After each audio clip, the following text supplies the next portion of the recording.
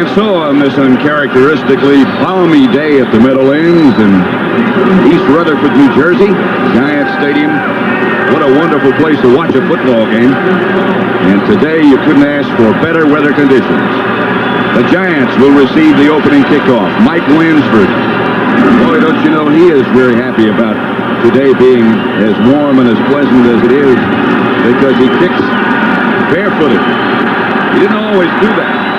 He just sort of discovered it. Meggett and Ingram back deep for the Giants, and we're about set to go. The winner will play the 49ers next week. Good kick.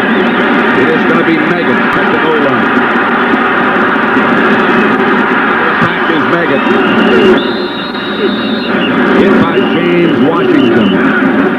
Bill Sims will direct the Giant offense. You heard in the pregame show about the physical problems that he's had throughout the year. Nevertheless, it's been a good year for Phil. In front of him will be Elliott, Roberts, Oates, Moore, Riesenberg, and Zeke Mowatt as the tight end. Anderson and Carthon open as the runners, with Baker and Manuel wide, and Mark Ingram and Stacy Robinson when they use 4 wideouts. Sims on first down at the 25. Baker, Anderson, and Sims with good protection. Goes right to work to Baker. Past midfield into Ram territory. 27-yard gain stopped by Ben Newsom. The Ram defense, they open with 3 up front. Miller right in the middle, and Mike Peel. Green, Kelm, Strickland, and Wiltshire, the linebacker. And the secondary, Gray, Leroy Irvin, the cornerbacks, Newsom and Stewart, the safeties. And then they go with that unusual package they used so well last week against Philadelphia with 5 linebackers and 6 defensive backs. Into Anderson. First down. Stopped by Newsom. 13 yards. Hey, these first 2 plays, Pats, are exactly what the Giants wanted to do. Get this Ram defense off balance. On first down, they come out, boom, they throw one. Now they come in, they put 2 tight ends in there. Spread that Ram defense out, and then whap, hit Otis Anderson up the middle. Well, Bill Parcells was saying to us yesterday that 2 weeks off, the extra rest really helped some of his players, including Otis Anderson. Anderson again gets the call. Almost another first down, if not a gain of 9. Boy, they have found something over there in that right side. Maurice Carthon was the lead back. He's the fullback for the Giants. He went through the lead, and there was no one to block out there. Watch 44. That hole is so big, there was no one in it for Carthon to block, so he had to turn back to the inside. This has been impressive. Well, this is exactly what they have to do, and I'll tell you, if they can score early and get ahead, that'll be a big, big thing for the Giants. Second and 1. Ram 26. Sims has had enough of that, and he'll take a timeout. Nothing in the opening drive, but the Giants moving very effectively. The Rams and the Giants for the right to play the 49ers next week at Candlestick. They are amazing. I think that, they're coming back after winning the Super Bowl last year, and they really went to camp with a goal to repeat, and I think that maybe one of the secrets is just changing coaches. George Seifert has done an excellent job, as Bill Walsh had, but maybe that just rededicates the whole thing, because they are really peaking at the right time. Whatever secret they have, certainly been successful. Second and short. Anderson is the lone setback.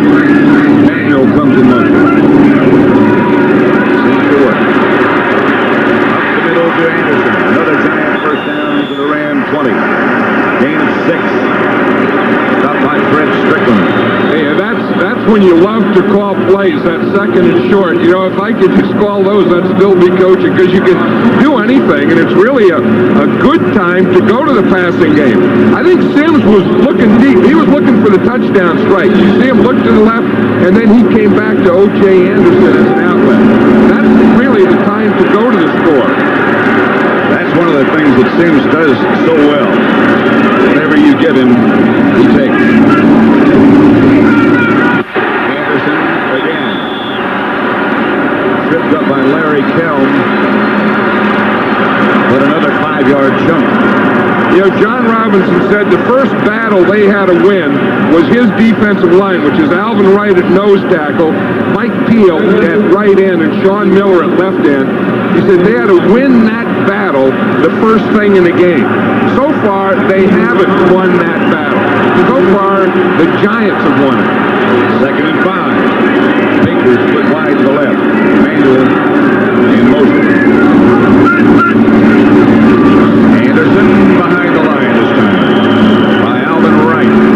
There's a guy who doesn't get a lot of notoriety, but who's a heck of a player. This guy does get some notoriety. Lawrence Taylor. Dale, and the Giants are going to have a big day from this guy. I mean, they need a pass rush. He's their best pass rusher, and they know they can't let Everett have time. Brings up a 3rd and 7 situation, and here is that 5 linebacker look. Actually, 4 of them are down like defensive linemen. Wiltshire is the linebacker.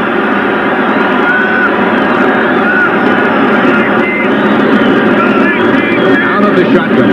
3rd and 7. Intended for Meggett. Incomplete. O.J. Anderson on the previous play aggravated something. He looks like one of his ankles, or perhaps a knee. Just activated yesterday. Raul Allegre asked Bill Parcells why he made that move. He said, this guy has been under pressure, and I just feel more comfortable with him. 35-yard field goal attempt. Hostetler is the holder.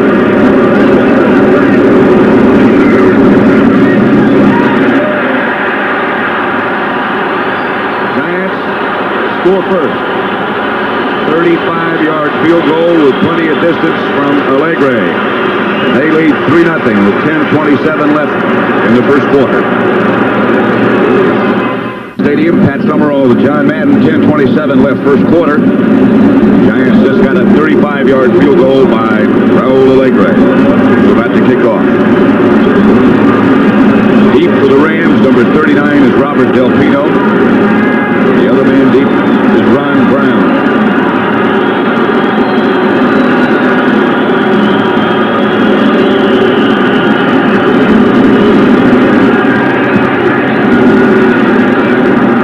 It will be Brown at the 8.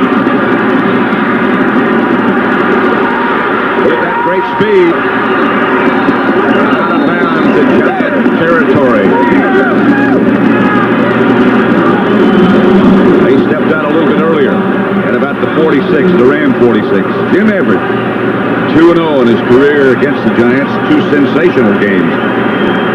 In front of him, one of the best offensive lines in pro football, Pankey, Newberry, Smith, Love, and Slater, with Damone Johnson, the tight end. Buford McGee's the fullback, Greg Bell, the runner, Anderson and Eller, the wide receiver. Anderson left, Ellard right. Look out for Anderson. Holohan goes in motion. Everett goes to work. Pass incomplete, intended for Damone Johnson. Reason, the nearest Giant. Marshall put the heat on Everett. I know what the Rams were going to do. They wanted to come out on this first play and throw deep to Flipper Anderson. Now watch Flipper Anderson out here. There's Perry Williams, the corner. They are really just zoning him. You see now, there's a safety in there behind. Now look at Everett. He's trying to throw, Now he got the pressure and he couldn't, and he just had to dump it off. They wanted to strike quickly and deep right away. Good Giant defense. 2nd and 10. Off way to Bell. Greg Bell, first down, Rams.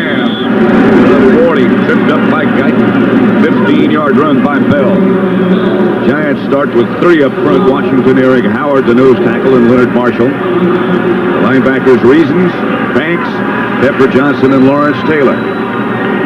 In the secondary, Collins, Williams, Kennard, and Guyton. When they go with their sixth defensive back package, it's White and Cox. First down, Rams to Giant 39. McGee and Bell. Holohan goes in motion.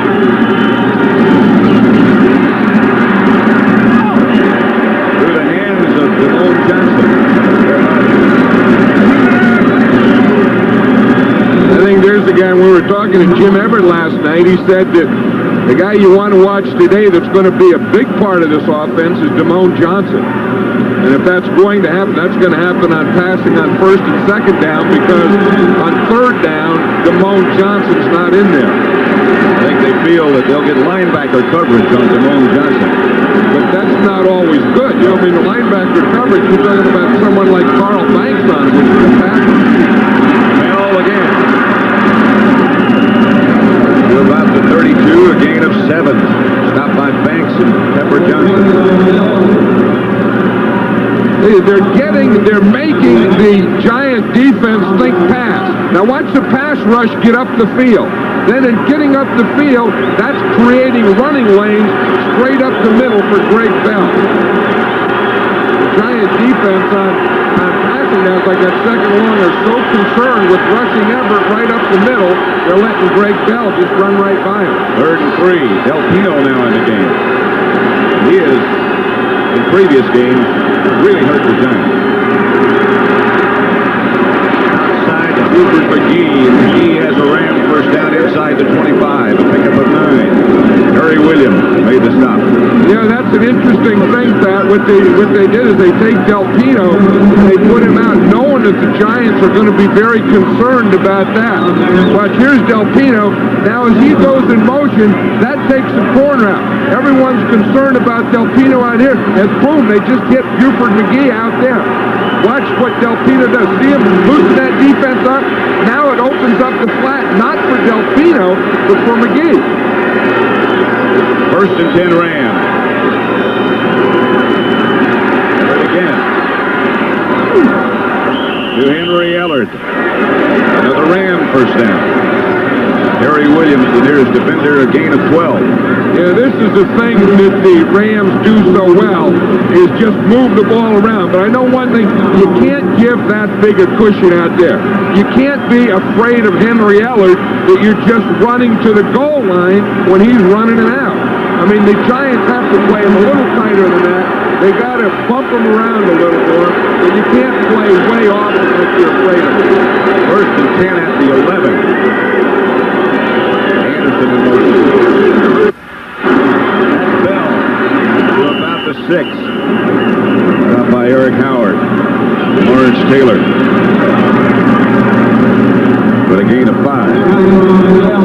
Yeah, one thing I think about Greg Bell that's amazing is how can a guy gain over 1,000 yards every year and still be an underrated guy? I mean, you think of this team, you really don't even think of Greg Bell.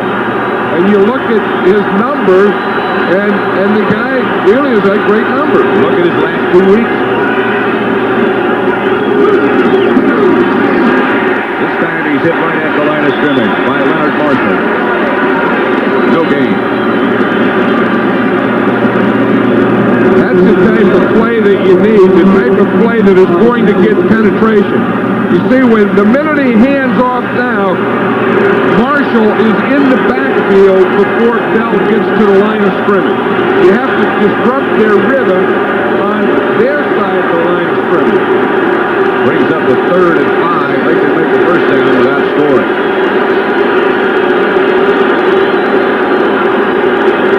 This is where the Giants' defense is the best, the closer you get to the goal line. Now, Taylor knocks the ball loose. And the Giants go on top of it.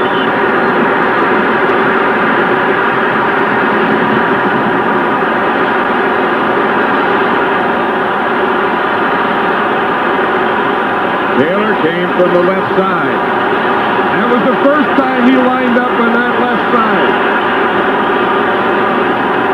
They're going to move him back and forth. Here's Taylor right here at 56. He's working against the tight end, Damone Johnson. That is no match. And I'll tell you, when Taylor gets there, he is not only going to go for the quarterback, but he's always going for the ball. I always say great players make great plays in big games.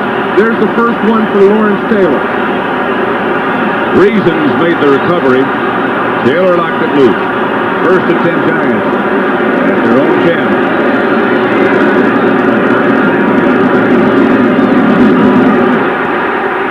Anderson. 11 yards. Newsom and Stewart had to make the tackle. Anderson got 11. Excuse me, John. No, the key here is being able to handle the nose tackle. Now watch, here's the nose tackle. Bardo does a good job. Bring the guard down, just chip him enough, and that lets you get through here.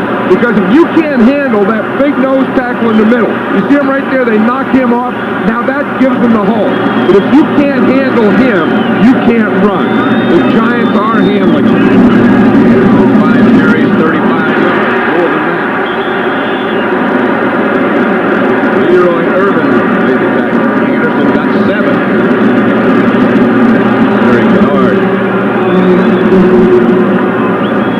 You ever notice, Pat, how on the sidelines they're always working on guys and their shoulder pads and knee pads and hip pads and always kind of putting stuff back together? When you're out there in defense, stuff starts going where it doesn't belong. Then you go over between plays and you get it put back where it belongs. You can find where it belongs. Anderson again. Irvin made the tackle, 10 yards. He found some youth somewhere. Hey, he is an amazing guy. You know, a couple years ago he was done. They thought he couldn't play anymore. Then they thought he would just be a backup guy. Then he thought, well, he'll be a starter, but we can't use him a lot. We have to keep him fresh. Now at the end of the season, here we are in January, and O.J. Anderson's a workhorse. He's one of those guys that has been described to us as one of those runners who can make good cuts in the hole. First and 10.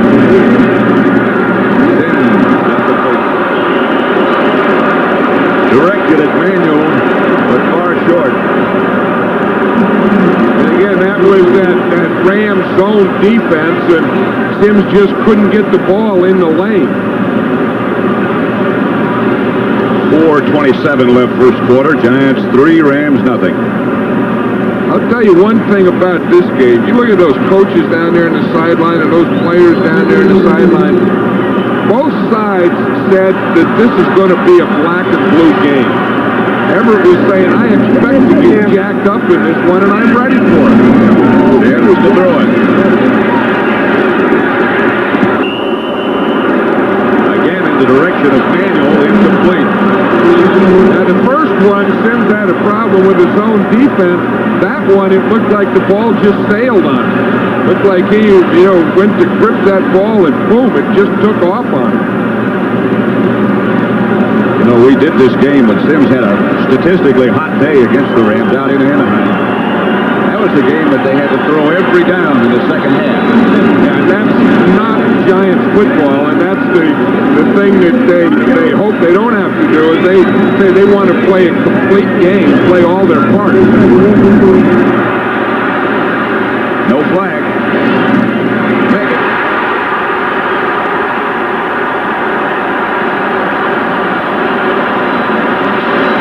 To the Ram 44. Megan brought down by Irvin and Jackson. Yeah, it's just amazing. They just can't cover this guy. Pat, it's third down. The Giants have a formation they call scat. Watch 30 Megan. He can go any place he wants to. He just goes through, finds a little hole. There's no one on him. He picks up a block there, makes a big play for a first down. The Rams were saying yesterday that they would like to make, in fact, John Robinson was saying they would like to make it a non-factor in this game. He better get back on the sideline or he's going to make himself a factor. It's back to throw. Got a man, Baker. Incomplete. Just overthrew him. Yeah, I've always found out that when a quarterback gets pumped up, when a quarterback plays a big game, and you get an emotional guy like Phil Simms, he's an emotional guy, that they will tend to overthrow, that they have so much adrenaline that somehow that adrenaline just goes right into that arm. Especially early in the game. Right, early in the game, in the first quarter. I think that's what we just saw. I mean, Phil Simms is so pumped up, he's having a hard time keeping the ball in the stadium. There's the Ram 45, the handoff to Anderson. He hammers to the 40. Another gain of 5. Strickland made the tackle. Raul Alegre. There's a guy that has a lonely feeling. He's been not active. He's been on injured reserve. And being on injured reserve, you can't even practice with the team.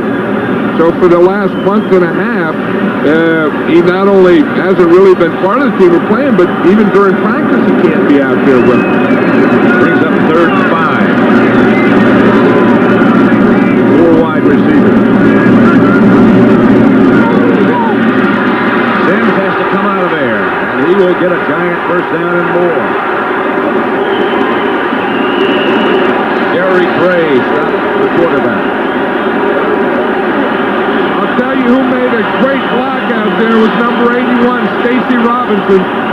That's the thing. You're going to go out and you're going to try and get open. If you don't get open, you see your quarterback run, help him. The protection breaks down. Simms sees a hole. Now watch right there, 81, Stacy Robinson. He gets that block there that lets Simms get a few more yards. So it's first down, Giants at the Ram 27. Megan is the lone setback. He can throw it. For Odessa Turner. Incomplete.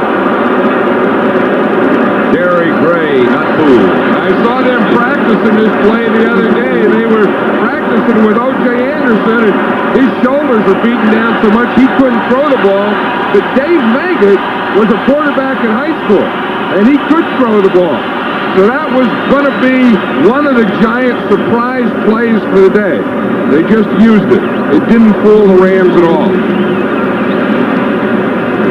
Brings up a 2nd and 10 at the Ram 27. Eric Howard. Giant nose tackle over on the sideline, talking with Lamar Leachman. Anderson. Made one of those cuts in the hole, like we were talking about. O.J. Anderson said that anything that he gets is a bonus this year, not only in salary, but playing time. He was talking the other day how it was amazing. A couple years ago, he was standing on the sideline talking to Maurice Carthon, and he was watching Joe Morris run out there, and he was saying, he said, I used to do that at one time. He said, I'll never do it again, but I used to. And lo and behold, whatever he's doing is effective. 3rd down. Tim flushed for a moment. Pass incomplete for Stacy Robinson. Strickland put the heat on Simms. This might, as the leg break comes on, this might stretch his capacity just a little bit. Well, I think one thing, if there is any wind, he's going with the wind. And I'm sure that Bill Parcells thinks if he can't get it from here, I shouldn't have activated him anyway. Yeah, he's in range now, just over 41 yards. Where Bjorn Ditmo is. Fine shot. Is good. With plenty left. He didn't hit that one just like he wanted to, but nevertheless, it's 6-0. Match between the Rams and the Giants, 6-0. 55 seconds left in the first quarter. The Giants got a 35-yard field goal by the just activated Raul Alegre, and then a 41-yarder, and they lead 6-0. Brown and Del Pino back deep for the Rams.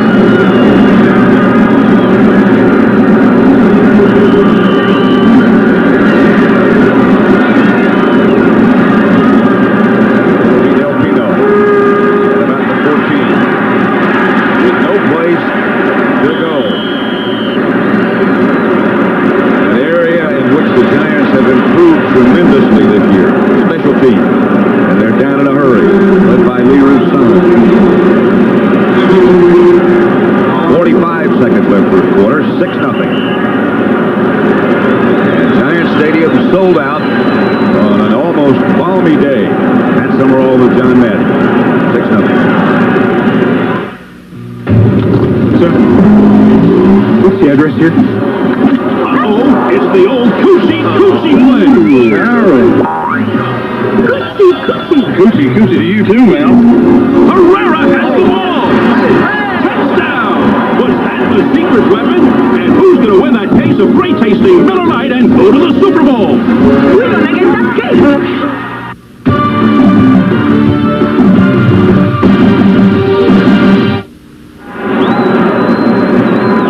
6-0.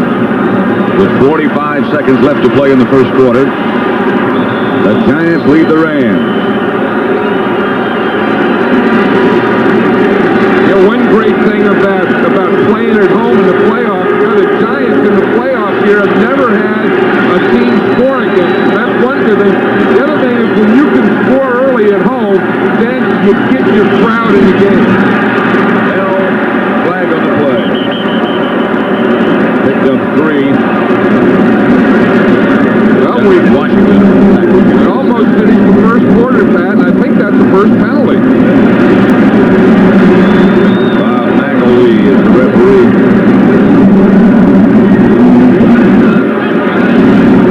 I've always found in the playoffs, the playoffs, their mics don't work as well, but the officiating is a lot better. I mean, I've always thought that there seems to be fewer and fewer penalties the closer you get to the Super Bowl. Sort of seem to have a philosophy of, okay, let's let them play now. I think they do, and I think they have better officials, too, because these are all-star crews. They're not the same crews. They get the guys that get the best at their position during the year. Del Pino swings out of the backfield in motion. Everett. The Houlihan. Crawl to about the 30. Pepper Johnson made him stay down. Pick up a 12. Hey, watch this.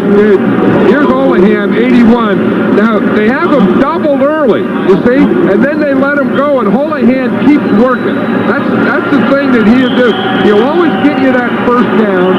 He'll work in an area, and he'll continue to work until he finally gets open. That's the end of the first quarter with the score. The Giants 6, the Rams nothing.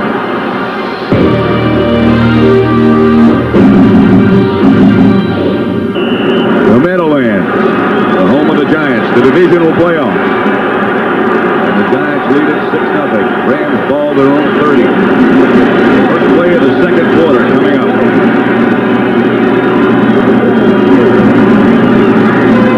Bell. No room. No gain. Reason read it perfectly.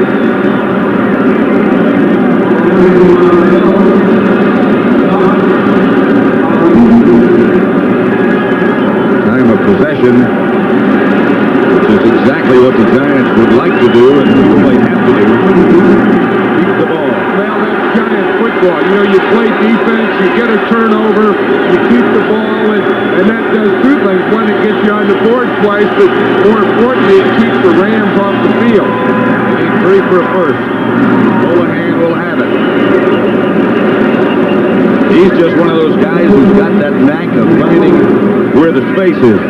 And, you know, he has great hands. I remember the best hands I've ever seen in my life was Fred Biletnikoff. And last night, John Robinson was saying that this guy has hands like Biletnikoff. He said he has hands like Largent. You know, those types of guys that were the great hands that ever played. And you think of him as a tight end, he said he's really more of a wide receiver.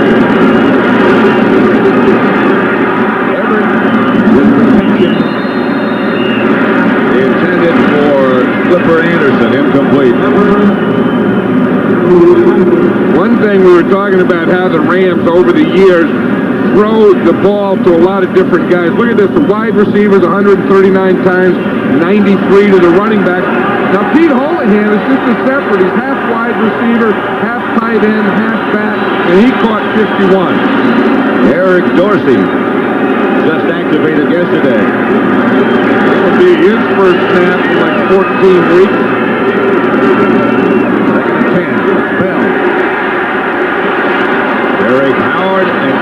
Dorsey stopped Bell after he picked up 3.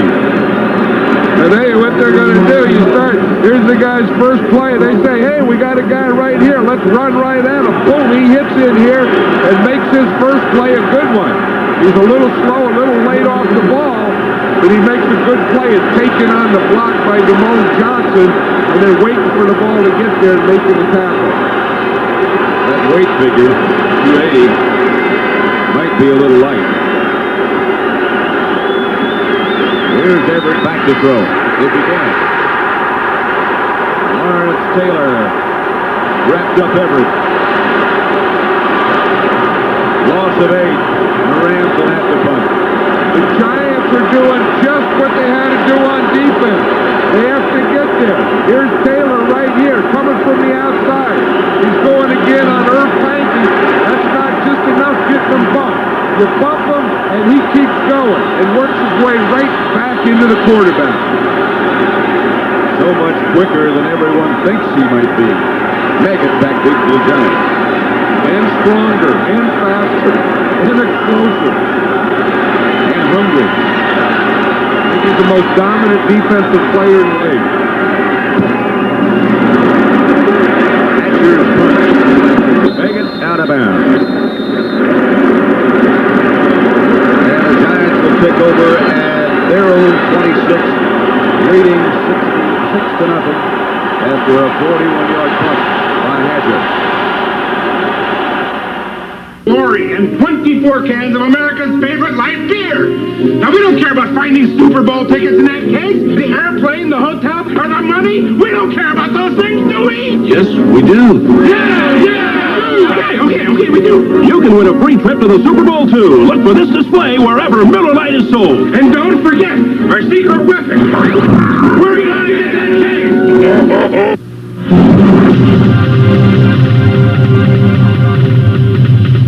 We're looking for a few good men with a medal to be Marines.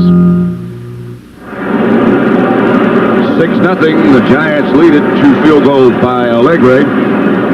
Both Rams drives, what they've been able to generate, ended with sacks by Lawrence Taylor, which is just exactly what you said the Giants have to do at the beginning of the game. I think that's what they have to do. Keep getting that type of pressure. As you said, the first time the Rams are going in to score, he gets in there, sack, causes a fumble. The second time, just now, he gets a big play.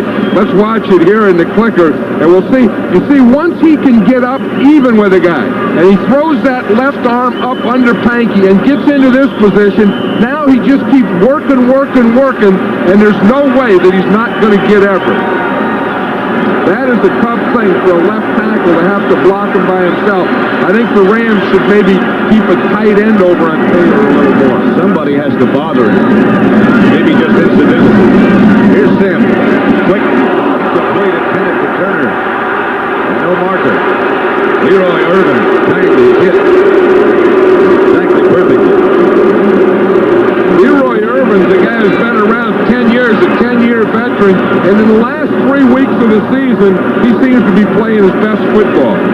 Played a heck of a game last week against the Eagles. You know, they thought he was getting a step slower and maybe not the same corner he used to be, but in these last couple of weeks, he's looked like the same corner he used to be. Brings up 2nd and 10. Throw it. Gate jumps the ball. Flag down on the play. The heat was put on by Peel. Yeah, that's going to be, you can't do that.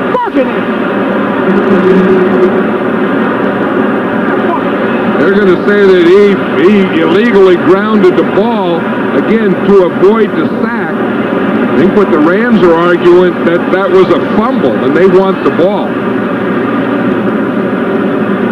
Bob McElwee. Well, if you can read lips, intentional grounding, it's also loss of a down. Right, illegal grounding the ball. You see, here's Mike Peel there, 95. Now, he's just trying to get rid of the ball to avoid the sack. So he just throws that ball out. Now, if that ball doesn't go forward, I don't know if this comes forward. If this ball doesn't come out forward, that's a lateral. Now, if it's a lateral, then that's a fumble. If that doesn't go forward, that can't be a forward pass, and that could be the Rams' ball. which is exactly what they're saying, and I think they might be reviewing this one.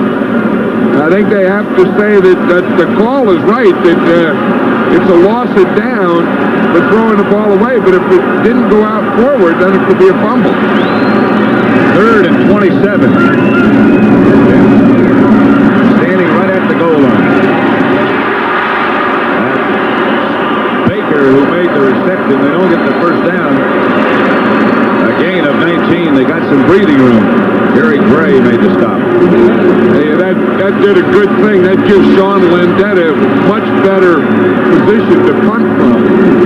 And the Rams aren't going to have that great field position they would have. Darrell Henley is number 20, back deep. And Landetta to punt.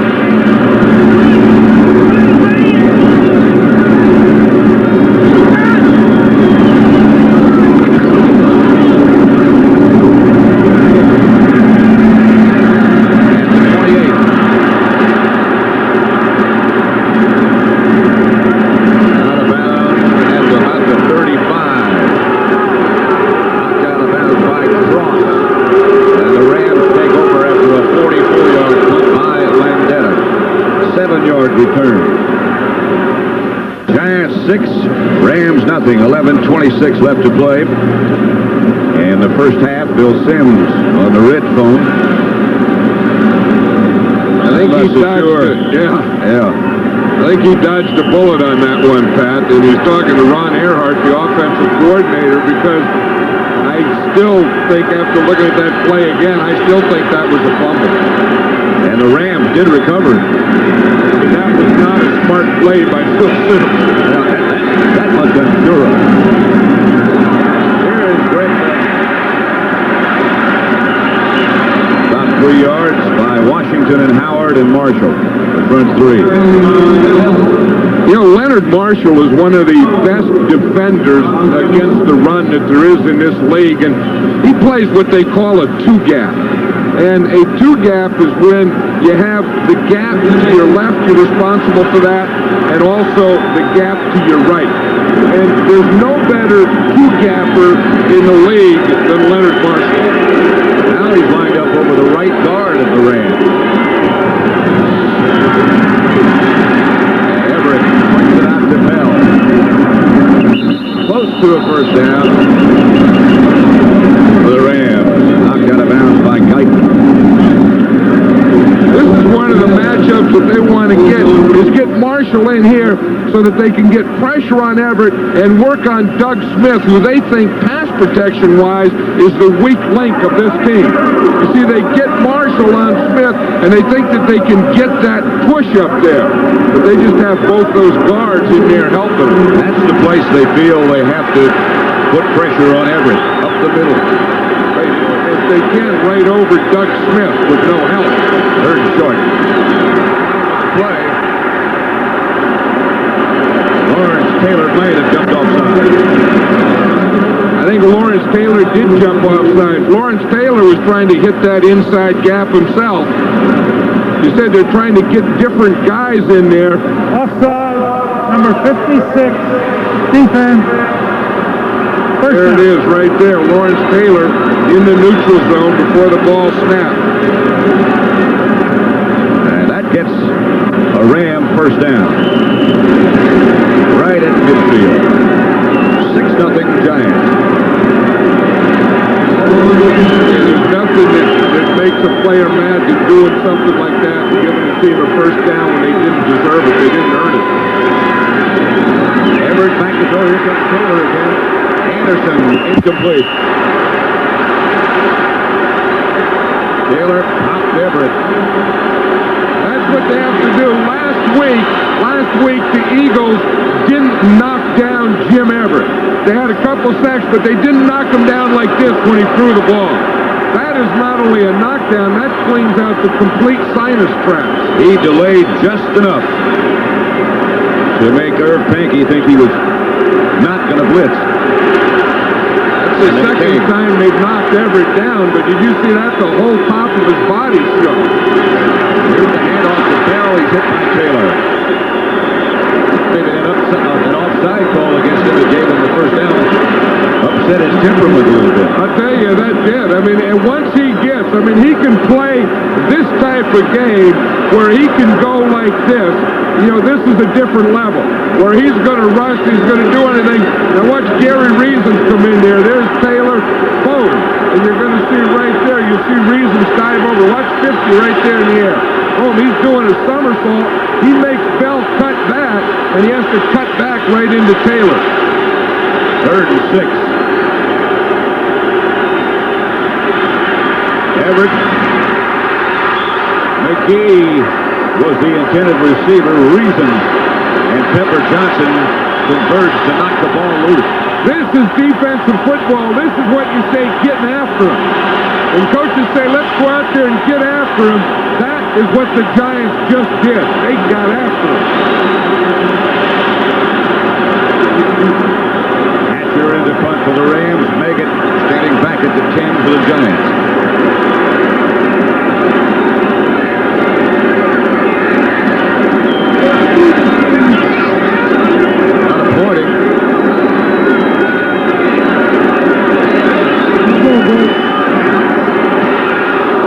Gets it out of here. Very well.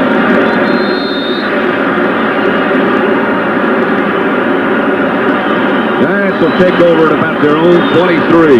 9:24 left to play in the first half. 2 field goals by Allegri. And it's 6-0 Giants. Pat Summerall with John Madden at Giants Stadium.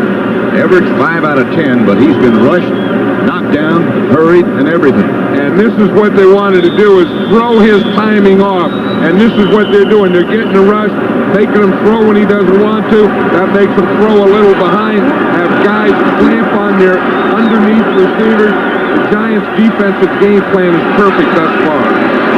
1st and 10 from the 24.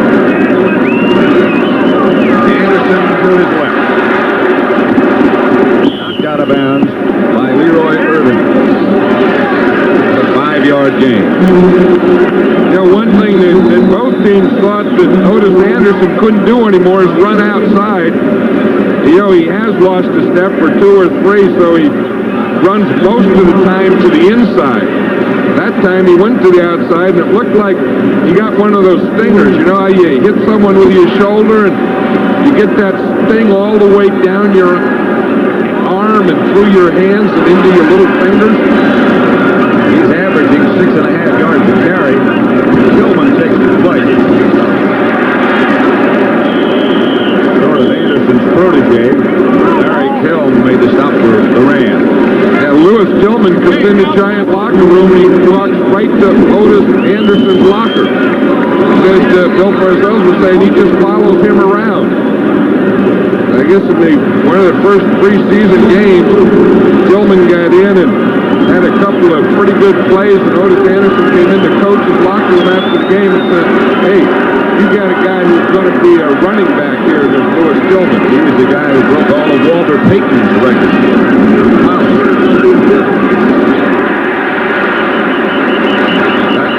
Just enough for the first down, stopped by Irvin. A gain of 3.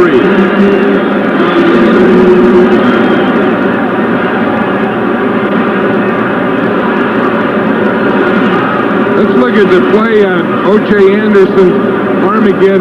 Leroy Irvin is coming up. Now Anderson's going to take him on. See with the right shoulder, he dips it there. And I think just when he dipped and he hit the shoulder, I think Irvin kind of caught him underneath that shoulder pad. Right on that muscle, big muscle. 6.5 yards a carry he's averaging. That'll dominate a lot of games. Anderson was saying he remembers when he used to do those things. He's remembering them now. He's doing them now, the things he used to remember. John Robinson arguing with Jerry Burton, the official on that side. That'll get you in trouble, I guarantee you that. They speak from experience. Yes, they do. Elm made the stop. No gain. Yeah, we've looked and know that the Giants have to be able to run. Now look, any game that they have rushed for over 100 yards, they've won every game. Now, when they give a little dink and they don't get that 100 yards, then look, they're 0-4. So when they get a big old heavy boing and thing goes up over 100, they win. A little boing, they lose. They lose. They have 84 yards Well, on the ground. They're getting close to the heavy hammer. 2nd and 10.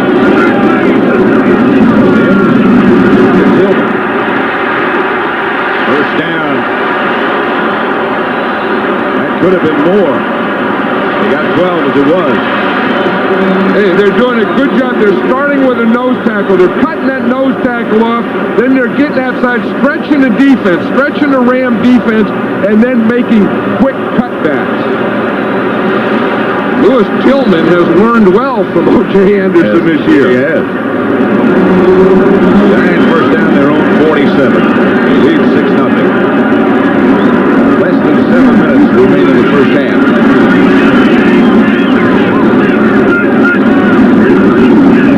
Going again.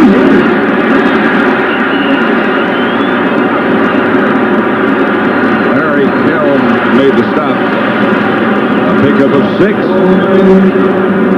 This is the type of game that the Giants wanted. That defensive game, the pass rush, the Taylor coming hard, being able to ball control, run the game.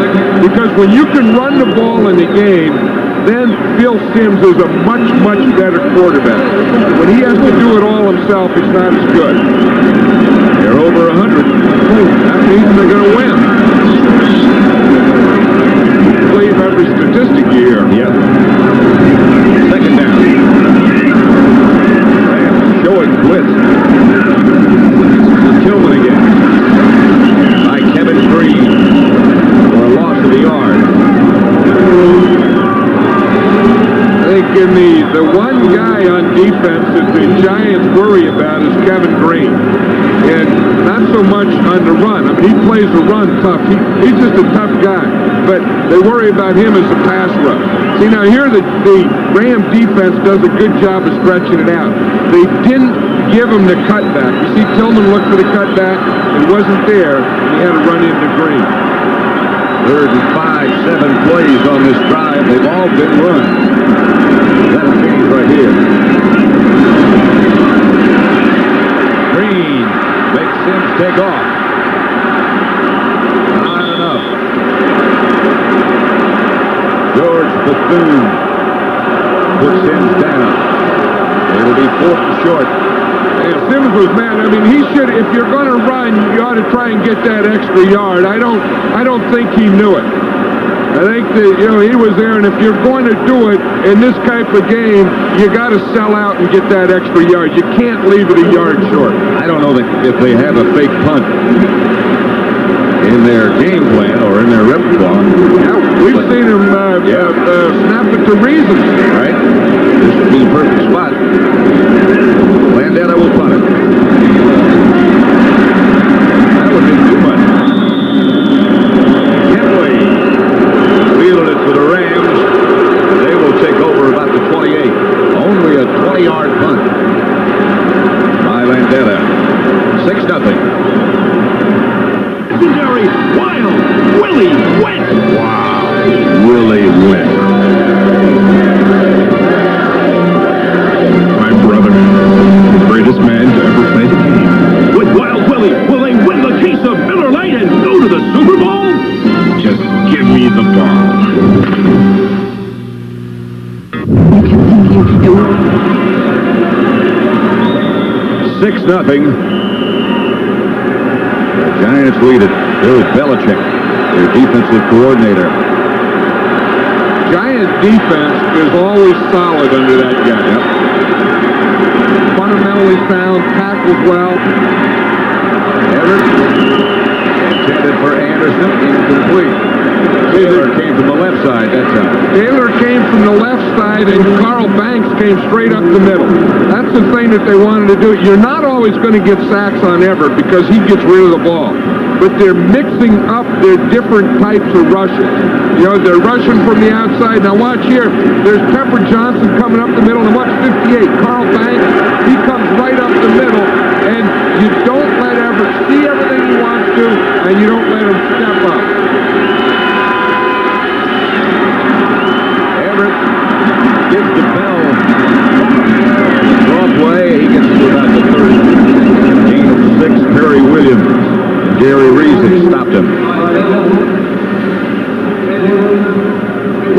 The one thing that the Giants knew that they had to not let him throw when he wants to. Look, they've sacked him twice. They've hurried him 7 times. Make him throw when he didn't want to. They've knocked him down twice, and he's fumbled once and lost it. So it brings up 3rd and 4 on the 30. 3:45 left to play in the second quarter. Houlihan is the motion man. Up the middle to Henry Eller. Midfield and the Rams first down. Taken down by Kennard. That's the thing. If they want to come underneath and clamp underneath in their zone defense on the receivers underneath, then they're going to be able to hit that next level. And they're always thinking about Houlihan underneath. They clamp on that. They're worried about Delpino underneath. Then they start to hit Ellard on that next level.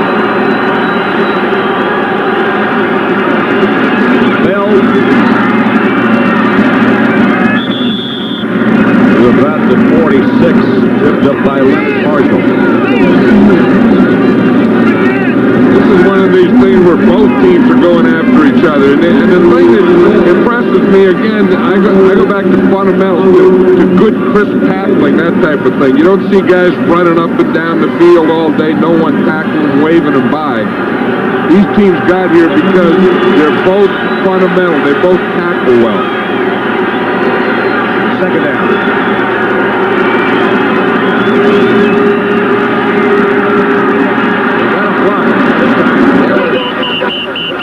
Terry Williams.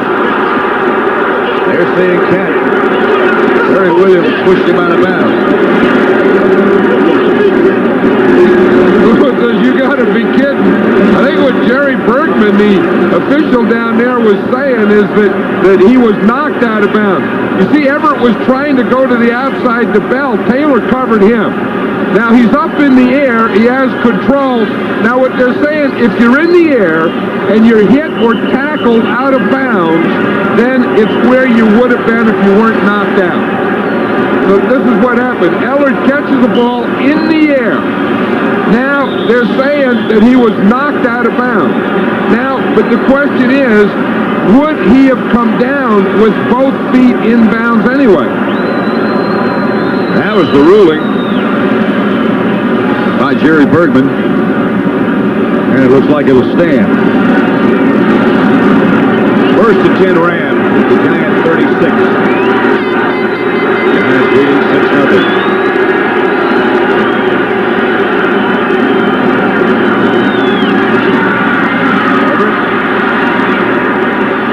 The direction of Delpino. Again, he was hurried and hit by Marshall and Taylor. Yeah, he was hurried and he was knocked down. See what I said? There's Marshall. He didn't want to throw the ball in. He couldn't step up. He couldn't get anything on it. That was an incomplete pass, not caused by the defense.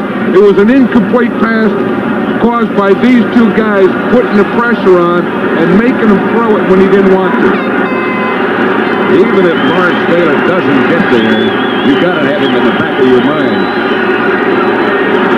You know, he draws a lot of penalties, too. Bell, taken down by Marshall. 1-yard gain.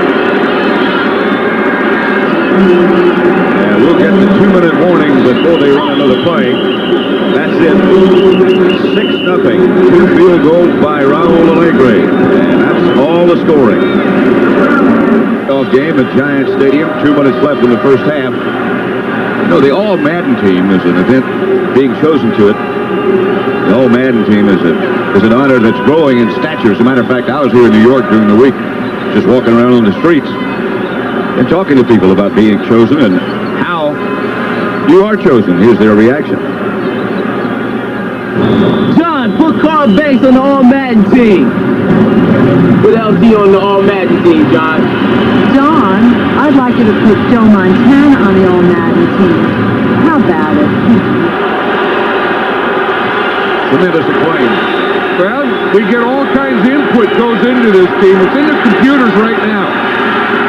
Third down. Everett. Ellard. Anderson cut in front of him and dropped it. Mark Collins was the nearest defender for the Giants.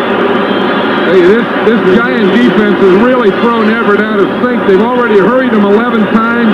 They've knocked him down 4 times, 2 sacks, but good coverage on one end, good hitting on the other end, good pressure. The Giants defense are really putting all the parts together here in the first half. 4th and 9, Hatcher in the front, make it back at about the 10.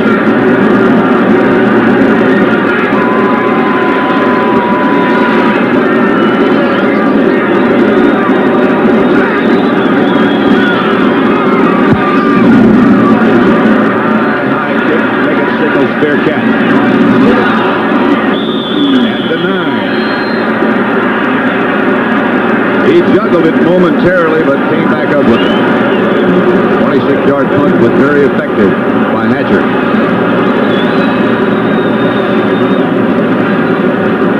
Back on that subject of the all-Madden team. Here's when you can see it. Well, yeah, this looks good. I kind of like the picture here. I mean, there's a guy who's playing like X today. You know, everything here is pretty good. They're working on it. You can see it in here. The thing I don't like is this. I don't think that should be. You know, no, we don't even know what that means. I think that should be like 6. I thought it was 5. Well, yeah. When you start putting Roman numerals on that type of team, that doesn't go together. Plus, it's neat. Yeah, too neat. Yeah, too good looking. Sophisticated. This is Anderson on first down. Maybe a yard. Done by Kevin Green. Minute 32 left to play in the first half. Giants ball at their own 10, leading 6-0. I think the Giants are thinking down here they've worked this hard in this first half to get a 6-0 lead that they don't want to do anything stupid. They don't want a turnover here. They don't want a big loss here. They don't want to give the Rams a chance to get a defensive score. Rams kind of have to think, well, we got them where we want them. Now we better go after them and get the ball right here. The Rams have gotten a reputation over the years of being a quick starting team. They have not been shut out, in fact, in the first half of any game this year. The Rams are taking a timeout now. I'm surprised they didn't take a timeout on the play before. But I think they have to take the timeouts now and then try and get another strike at them before they go in the house.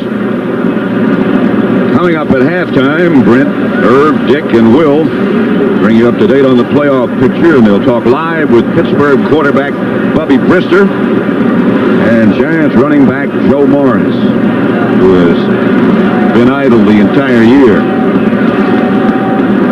Where are those guys? I don't see them now. They were down there in the end zone before the game. I don't know. Oh, here they are. Look, we got stuff. Oh, there's Brent. There's Brent right there. Looks like he's getting ready. Butkus was getting his gear on. Here's Irv. There's Irv. I'll tell you one thing about that group of guys. They're all over the place. They're like ants.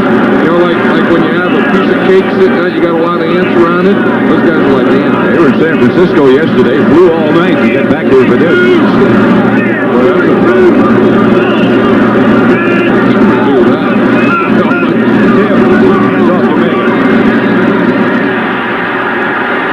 He's close to a Giant first down. Now they want a timeout.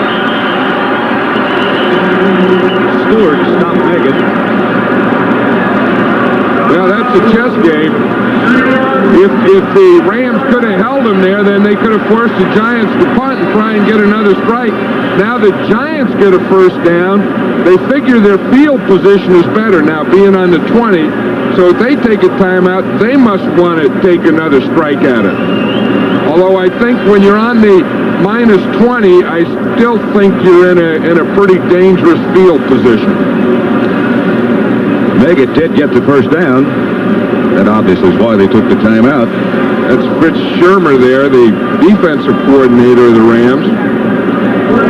Came up with that game plan that was so effective last week against the Philadelphia Eagles. And I think defensively they've been pretty effective the first half of this game, it's just been that Giant defense has kept the offense off balance. And they lead 6-0. 42 seconds remain now. Watch out for Megan, wouldn't you? Here he comes out of the backfield. Megan's got some blockers. And he goes out of bounds. Another first down. Irvin. A pickup at 15. This is the first time that I remember the Giants having a player like Dave Megan. You go back a lot longer than me. I don't know if you can remember a guy that, out of the backfield, kick returner, punt returner. If there's anything that helped this team this year, I think you have to say this guy helped it the most. This is an element that I can't remember, along with you, that they've ever had. I'm sure that no one else can remember one. Here's Sims with time. Picked off by Stewart. And Stewart is out of bounds. Taken down by Megan. Jerry Gray deflected the pass. Stewart picked it off. Well, I said with a 6-0 lead, they couldn't afford to do anything stupid with his field position, and they just did something stupid because now the Rams are in position that they can get a score. They played the whole first half. They had them under control. Then they let them back in with 24 seconds. Rams have 2 timeouts left. Giants won, 24 seconds. First and 10 Rams at the Giant 20.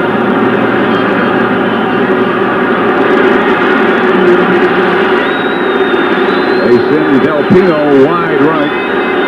Anderson and Ellard to the left. Ellard in the slot. Now he goes in motion. Everett will have time. Anderson, touchdown.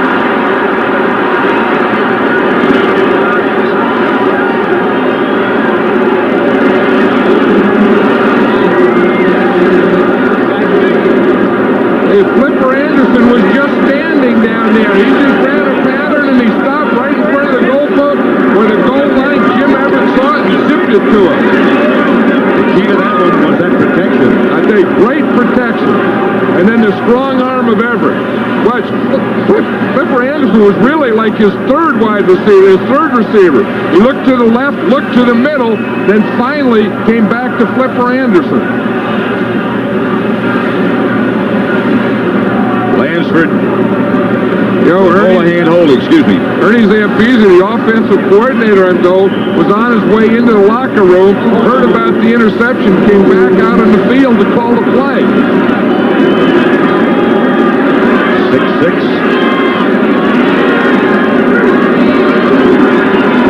7-6. The Rams have the lead. Still 17 seconds remaining in the first half. Rams up by a point. I tell you, that has to be a killer to go in the locker room like this because the Giants won every area. They did everything darn near perfect in the first half except this. They get the pressure and he steps up here and he throws this ball and the defender, you can see Jerry Gray, he's a safety on their nickel package. He's just playing free safety. He just reads the ball, knocks it up in the air, and Stewart comes up with the interception. And then Everett to Anderson. Look to the right, then to the middle, then back to the left, and Flipper Anderson was just standing out there all by himself. So the Rams will kick off after Anderson's touchdown. The protection. Yeah, then you'll see that they give him time, way too much time, and then watch Flipper Anderson. It really wasn't a pattern. He just stood there and waited for the ball.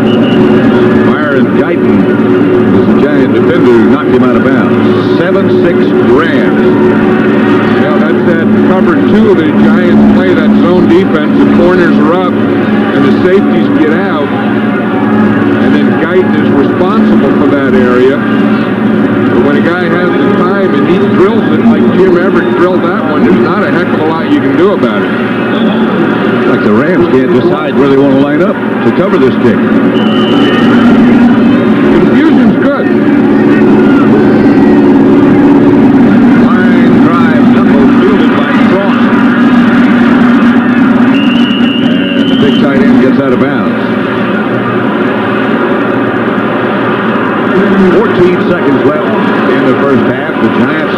First, a 35-yard field goal by Allegri. Then a 41-yarder by Raul. And the Rams just scored 20 yards out from Everett to Anderson.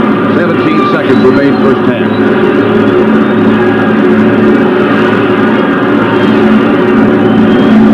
Timeouts remaining.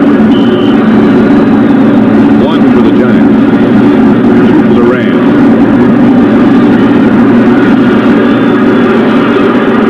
Giants are just going to kneel down on this one. They had one bad thing happen to them. They're not going to let another bad thing happen to them before this halftime. They'll just let it run out. That's the end of the first half with the score. The Rams 7, the Giants 6. Playing around in less than a minute. CBS Sports coverage of the National Football League will continue after this message and a word from your local station.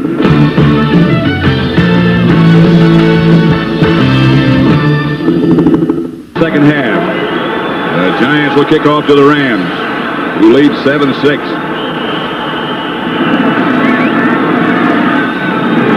Brown and Del Pino back deep. It'll be Del Pino.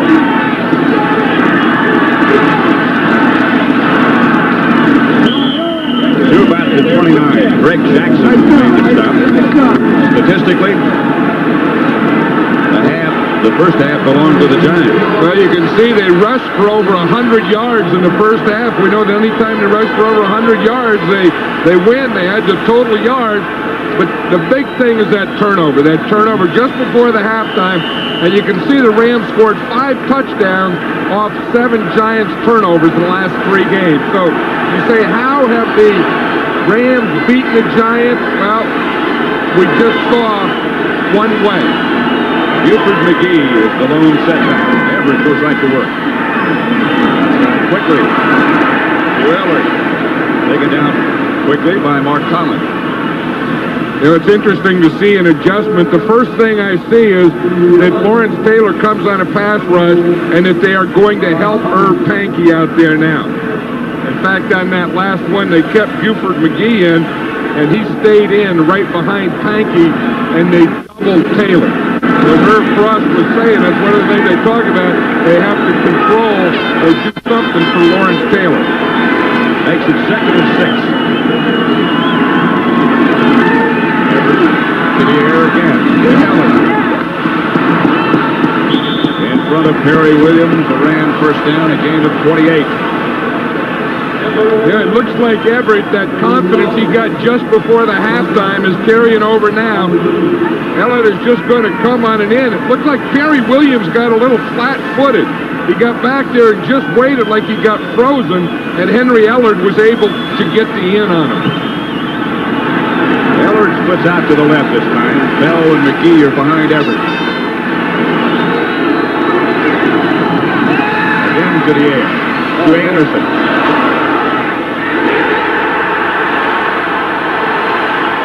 Picked off by Mark Collins. Almost a simultaneous catch with Collins and Anderson, and Collins came up with it.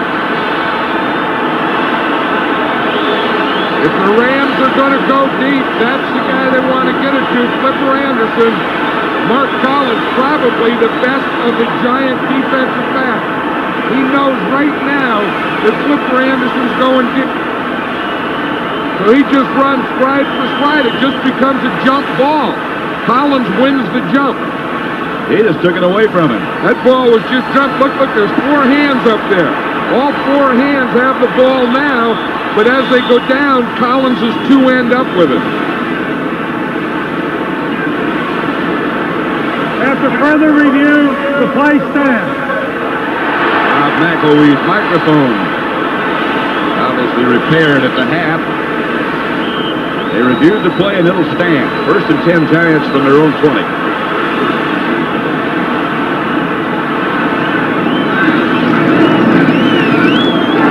This is Tillman. Dragged down by Leroy Irvin.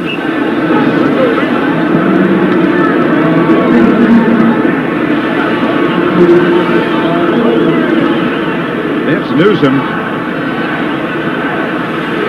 one of the Rams safety men just got back from the locker room. He had his ankle x-rayed at the half. And now Leroy Irvin limps off. Henley has taken his place. 2nd and 8.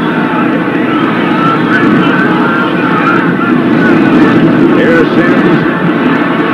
Time. Flag on the play. Far side of the field. Tillman got almost enough for a first down. In fact, he did. But it's going to be against the Giants.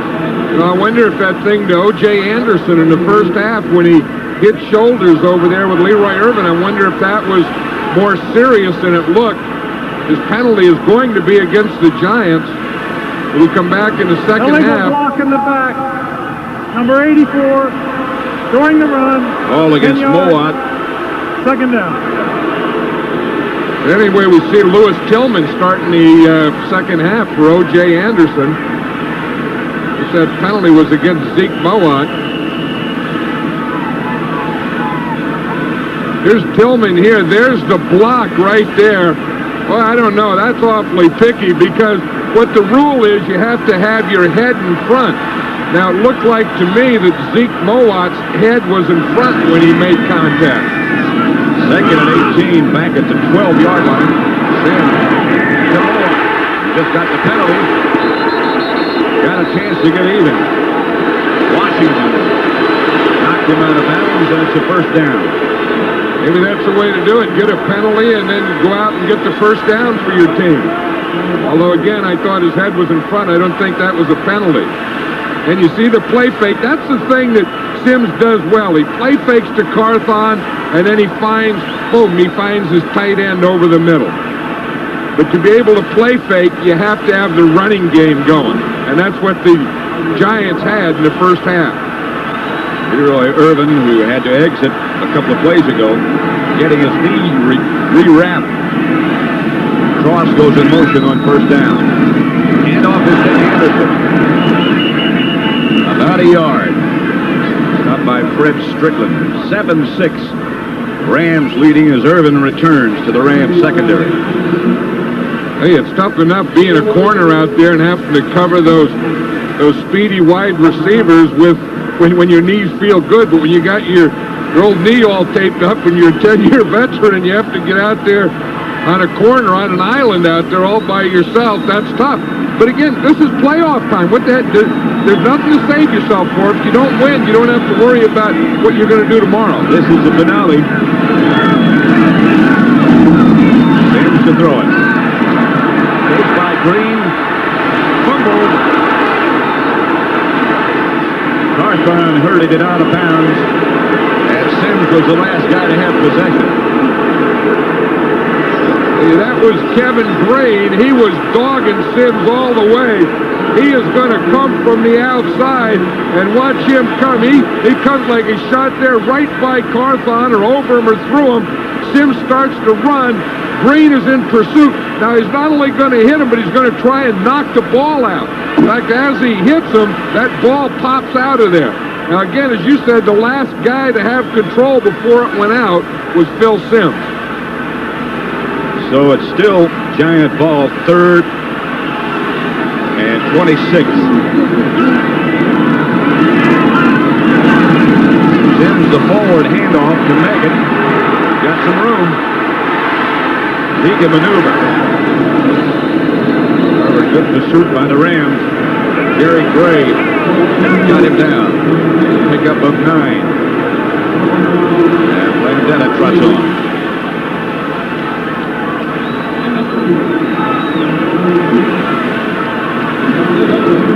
Henley back deep for the Rams. Landetta to punt.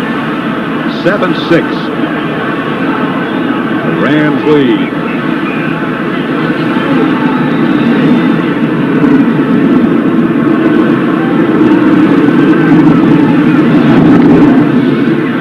Landetta hits a good one.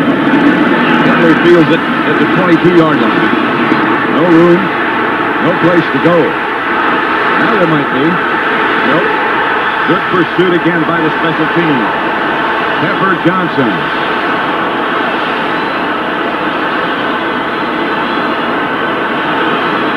49-yard punt. A loss of 11 on the return, so the Giants net 60. 7-6 at Giant Stadium. The Rams leading the Giants by a point. They got the touchdown just before the end of the first half. These fans are getting into it now, aren't they? They love their defense here in the Meadowlands. Handoff Bell. Eric Howard stopped him after a pickup of 2 yards.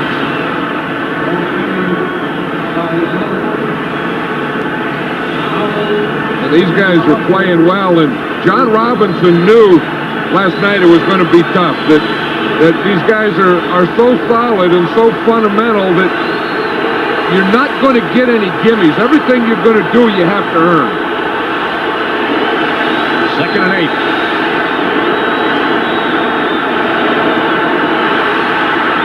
The middle, Anderson.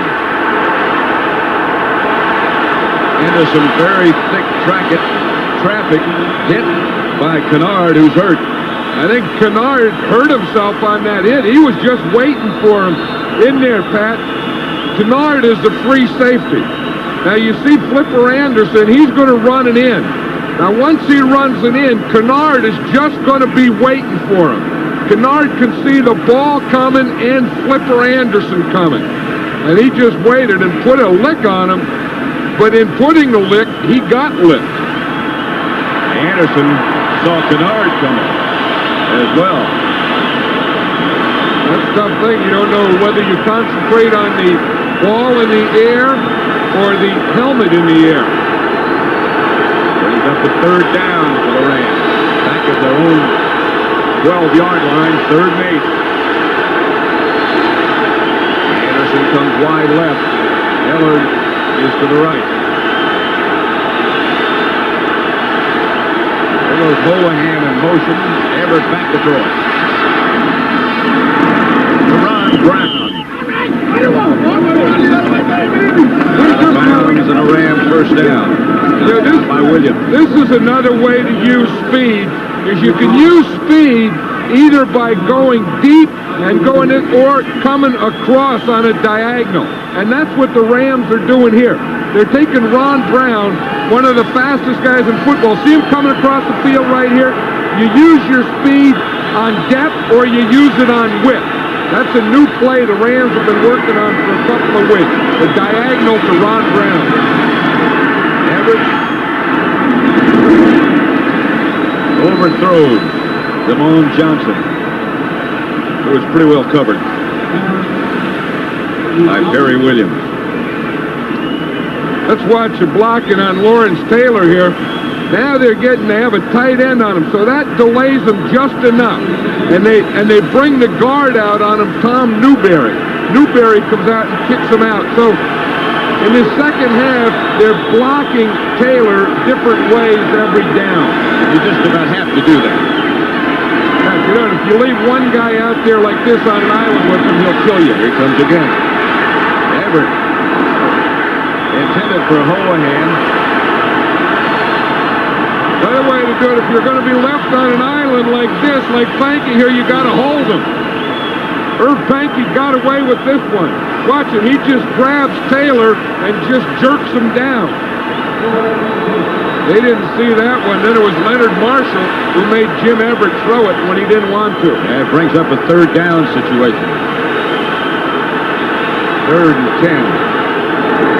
Rams operating from their own 27-yard line with 9.5 minutes left, 3rd quarter.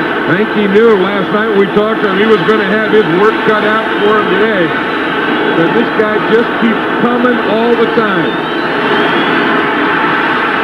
Everett up into the pocket to Buford McGee. And McGee will have a Rams first down out of bounds at about the 48, knocked out by Sheldon White. 22-yard pickup for the Rams. Now you'll see what they do if we just let this run, that the Giants are all getting deep. You see the zone here. Now if we can stop it here, you can see how they got their zone and their zone deep here. So you have areas underneath here, and that's where the Rams hit. That's where the Rams hit this one to McGee. Last time, when Everett had 18 straight, that's how he did it. run them off and hit underneath. Last couple of weeks, Buford McGee has come up with some clutch catches. This is Bell. Wrapped up by Eric Dorsey. Maybe 2 yards.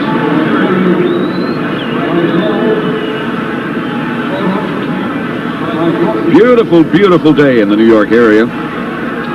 What a sight that is.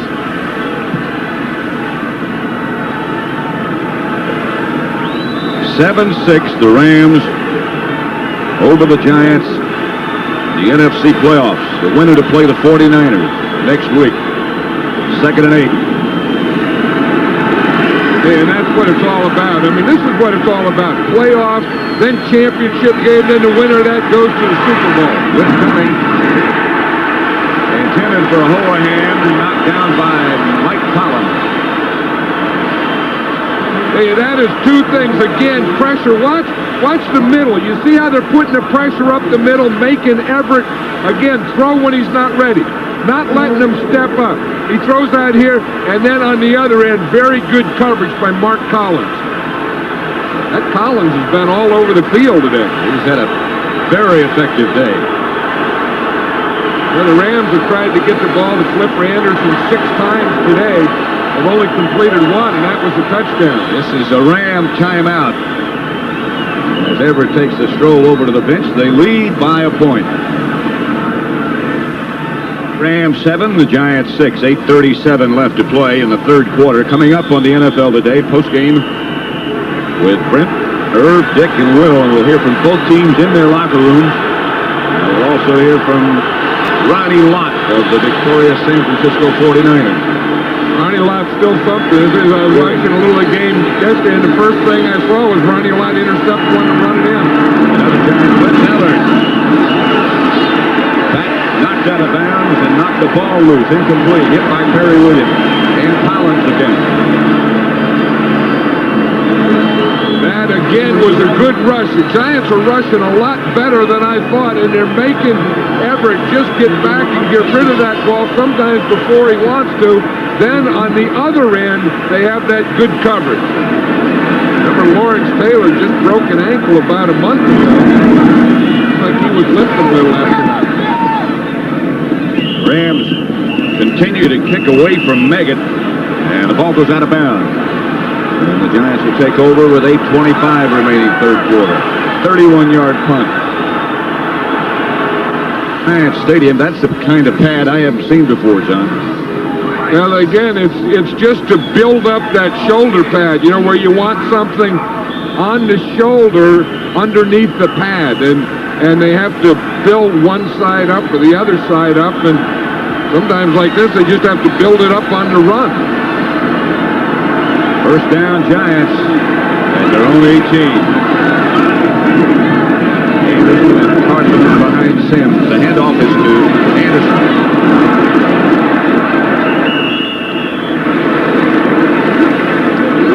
Way for 4 yards. Mike Wilcher brought him down.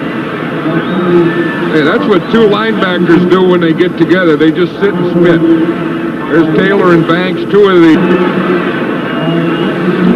Giant offense is having more success running inside than I thought they'd be able to, and I think you got to give credit to that inside group there, to Bart Oates, the center, and Roberts and Eric Moore, center and 2 guards, doing a good job in there of getting movement on that nose tackle and the linebacker. Speaking of good guards, this is one that had a great career with the Rams, Dennis Harrah. Yeah, he sure did. He was one of the first weightlifters of football players. In fact, his nickname was Hercules. They called him Herky, you know, for short. But he was one of the first guys that had that big pumped up muscle look, and he was a heck of a player. It's down West Virginia. They're visiting the Rams. There's Anderson. Again, he picks his way for good yardage. Stopped by Jerry Gray. And again, they're able to work that middle. And here's the offensive lineman. You know, the Rams have always had great running backs, And maybe the reason they've had great running backs is that they've had great offensive linemen. Look at these guys who've been in the Pro Bowl. Or maybe because they've had great running backs, these guys have been great. Or maybe these guys have made the running back. You know what I'm saying? 3 of them still active. Yeah. Not that much short. With 7 minutes exactly left, third quarter. Bill Parcells has made up his mind that we're going to run this thing. I don't know. I always think that this short yardage situation is a great down. It's like a free down. It's a great down to go play pass and throw a deep one. That's what Bill Sims is going to do.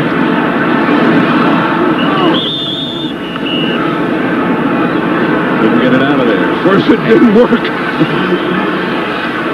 But as he was trying, though, he just, look, he's holding the ball too low. He gets it down there, and he never gets that thing up. I mean, that ball is just thrown too low. Mike Peel gets up and knocks it down, but when you're back in that pocket, I think you have to get it up higher than that. Either that or Mike Peel has to get more penetration on his pass rush. Anderson has 16 carries for 90 yards. That's Maurice Martin. He runs for the first down. Picked up a yard. They needed a foot. Mel Owens. The bottom of the mile for the Rams. Did you hear that collision, though, Pat? Watch when Carthon goes in there. Right here, I swear it's like he ran into a wall. I mean, that was a collision. That was like a whap. And then, now what he did is, watch him. He keeps his feet going, and makes that one last effort there that picks up the first down. Giant ball just inside the 40. Their 40.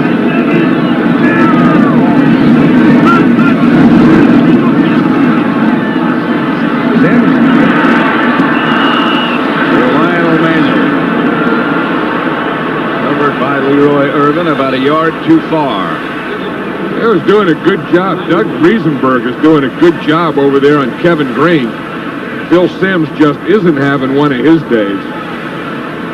I tell you, Riesenberg has drawn, of the Giant offensive linemen, has drawn the toughest job. And he's been doing a pretty good job here. But look where the Giants' running success has been. 12 times for 63 yards up the middle, 63 and 50 to their right side. Now they go left with Anderson. Gets 3 or 4. Larry Helm, Fred Strickland. Two Ram defender. Lawrence Taylor. Deep in thought. Well, he's deep in thought about what he's going to do the next time they get out there. Those defensive guys always love to see first down. And that means that they get a little extra breather.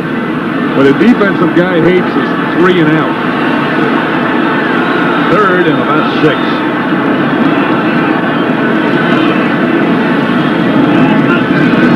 Out of the spread. Incomplete. Flag on the play. Stacy Robinson was the intended receiver. The marker came flying from way deep behind the secondary. It'll be against the Rams.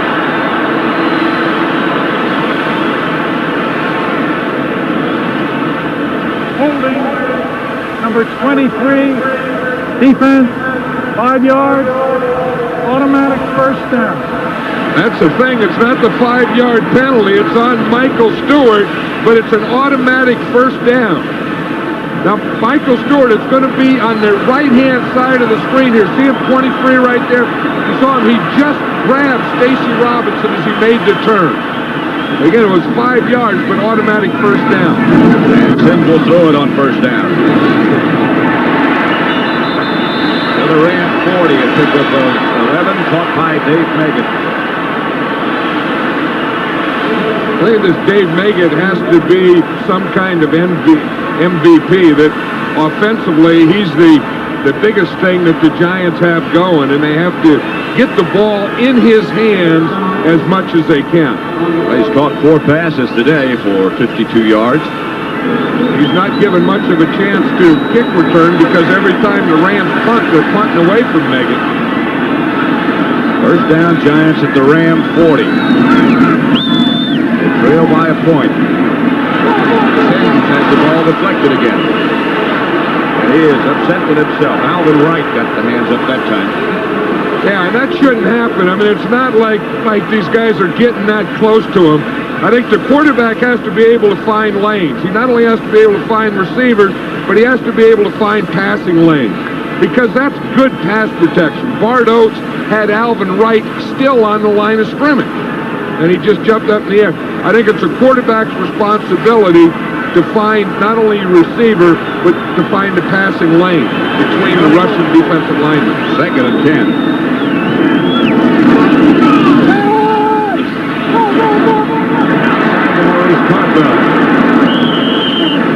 Mel Owens there with him. A gain of 8. They're getting close to Allegre's range. Sims is having success with this type of thing. You know, hitting his tight end, hitting his backs. He's only completed 2 to the wide receivers. That's where he's having the problem. But see, being able to get guys underneath, like Maurice Carthon, he's able to do that. And maybe that's the thing they should stick with. That makes it 3rd and 2. At the Ram 32.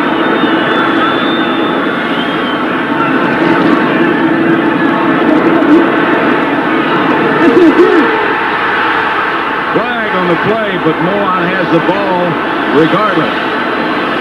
That was a heck of a pass and a heck of a catch, and I think the penalty's going to be on Michael Stewart again for holding. He was holding Moat before the ball got there. Watch him, good down, play pass, good fake in there, throws out here. Now watch Stewart. He's on him and grabbing him and face masking him before he gets there. The penalty is declined. First down. They declined the penalty. Moat's catch, one-handed, makes it a first down. That Stewart did just about everything illegal you can do before the goal got there. That's really fighting. See, here's where Sims has had his success. Look, 6 to 7 for the running back, 2 for 3 to the tight end. Not much to the wide receiver. First and goal at the 9.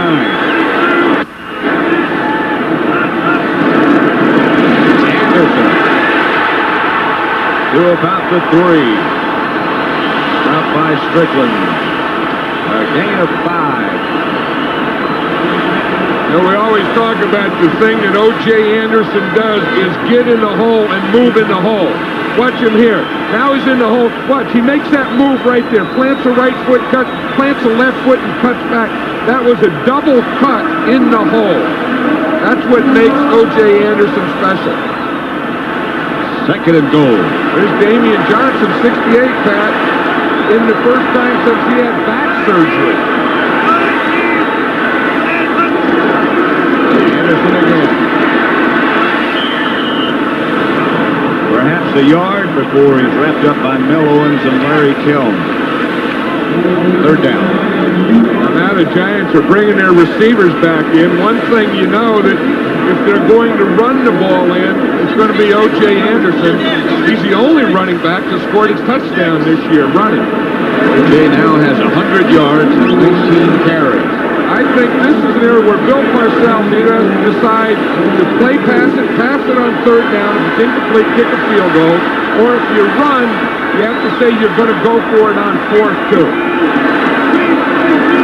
3rd and goal at the 2. Anderson.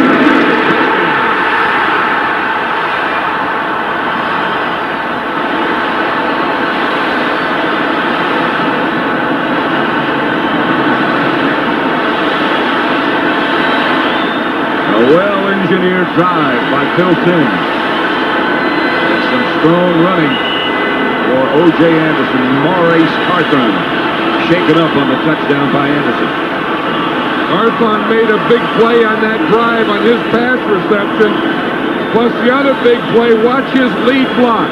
Anytime O.J. Anderson makes a run, he's going to get a good block by Maurice Carthon.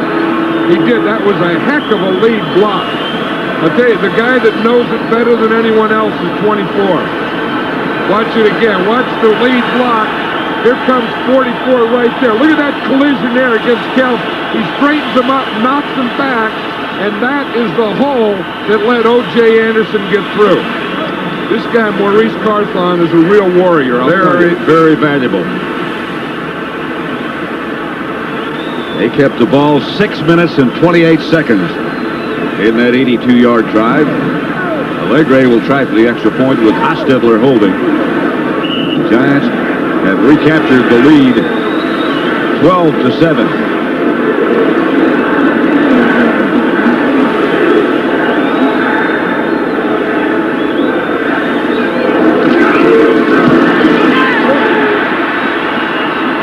A minute 57 left in the third quarter. It's the Giants 13, the Rams 7.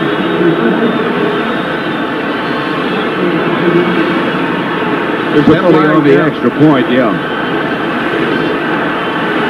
Now this is the type of thing, if it's against the Rams, which I'm sure it is, where the point stays and then they just add it on to the kickoff.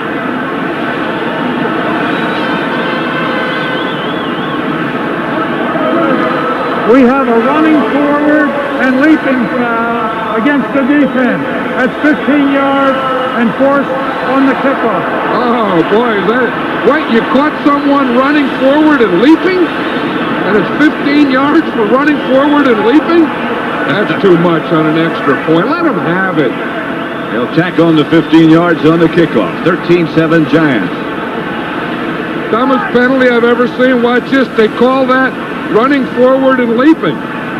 There's nothing wrong with that. I mean, Washington just stands there, and he just jumps up in the air. They give him 15 yards for that? That's stupid. That's stupid. I mean, that's not even a rule. They made something up. They're just trying to call things that shouldn't be. Well, they're going to kick off from the 50.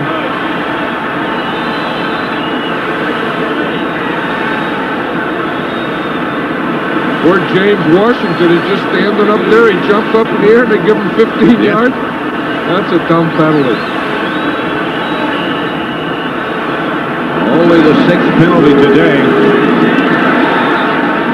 Kickoff goes right to the goal line to Del Pino. It was knocked out of bounds at about the 18. 16-yard return.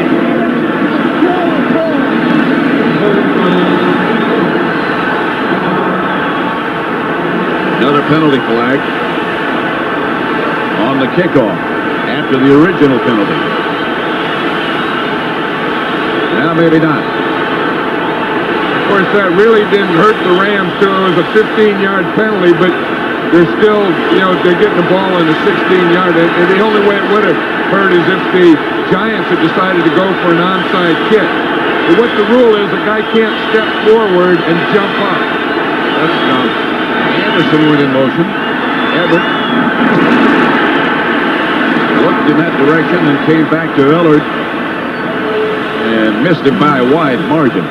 Hey, one thing, Ellard has been covered well today. The Giant defense has done a good job. The Giant defense has also done a good job of getting or keeping Jim Everett out of sync.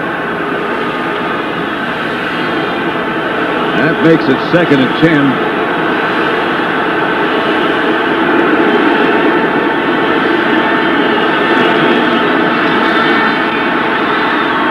Outside with Damone Johnson. Taken down by Carl Banks. 5-yard gain. And a minute and a half left. That was exactly what Carl Banks said yesterday they had to do is one, he said when we play our zones, we got to clamp onto these guys short, and then we have to tackle. He said last time, he said we didn't do anything. He said we just backed up, we didn't clamp on them in our zone, and we didn't tackle. And that was exactly what he said he had to do, and he did it exactly that time. He's up a 3rd and 5 situation. Holohan out of the backfield quickly. Ellard takes the quick post from Everett. And got the Rams. First down, a gain of 23 yards. John Robinson was talking how Ernie Zampese, when he first came to the Rams, that was his favorite pattern, that quick post, that seam post. And he said they went for almost a year and they never completed it. And John said, let's throw that one out. And Ernie just kept practicing it, kept practicing it. And he said, now it's one of the best things they do. They just kept throwing it. They've hit it a couple of times today. First and 10 Rams, 44-yard line, the line of scrimmage. Ellard again swings in motion. Back to Bell. Bell gets across midfield, a gain of 7 yards. Stopped by Collins at Tenard. That's the end of the third quarter. With the score, the Giants 13, the Rams 7. And we now pause for a word from your local station.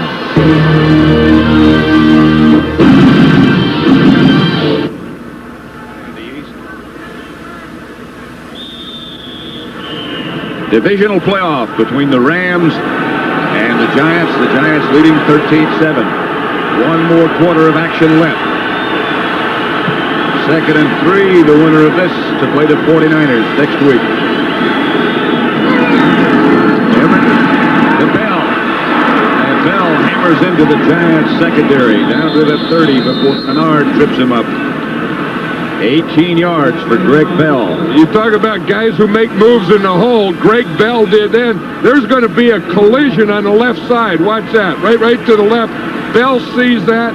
Then he cuts back, finds a hole in there, makes another move downfield before they finally finish it off. I know what John Robinson's telling. This is when he starts. Fourth quarter's Ram football. Wear him down. We're wearing him down. All those buzzwords he's been using forever, he's using now. Everett back to throw it this time. Ellard. That's a catch. Sheldon White was the nearest Giant defender. 16 yards and a Ram first down. Sheldon White looked like he thought that Ellard was out of bounds. Watch him. He just kind of pulls up into play. He should have ran through and tried to knock something out of there. Ellard made a heck of a deal by keeping both of those feet in bounds. Dragging him down before he went out. Ellard has 7 catches for the day. First down Rams at the Giants 14. Giants leading 13-7.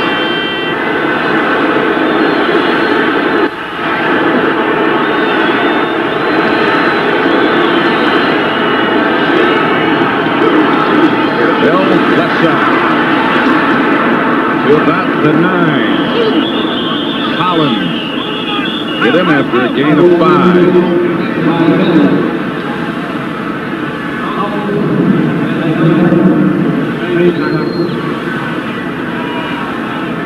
There's Bill Parcells. The guy behind him in the red jacket is Bill Belichick, who's the defensive coordinator of this Giant defense. And I think he's done an outstanding job. I mean, he's one of those real bright guys who studies everything, knows everything, and always has his players prepared.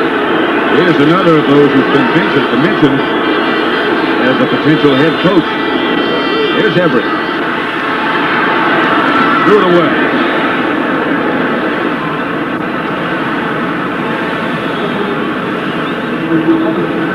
Couldn't find anybody. It just seems like the closer that you get to the goal line, the better the Giants play defense. We've seen those goal line stands that they've had, and Like 3 weeks in a row, they had a goal line stand. I mean, they're just tougher and tougher. 3rd and 5.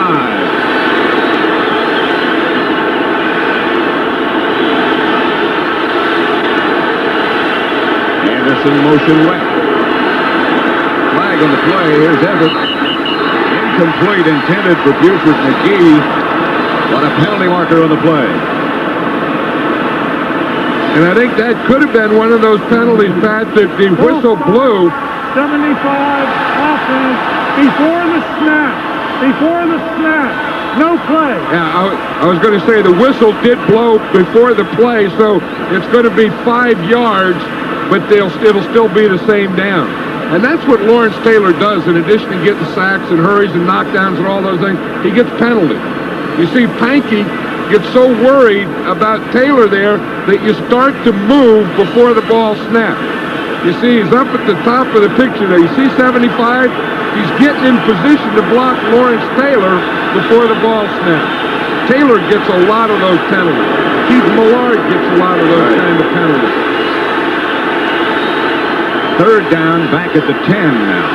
Back at the 15, make it. Holohan swings to the left. It's headed for McGee, and he can't find the handle.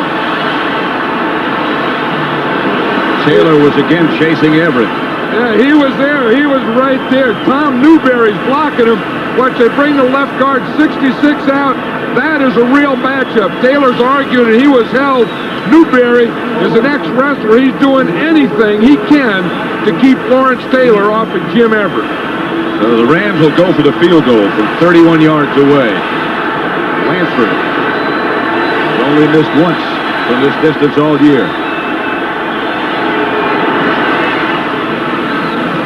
And he hits this one.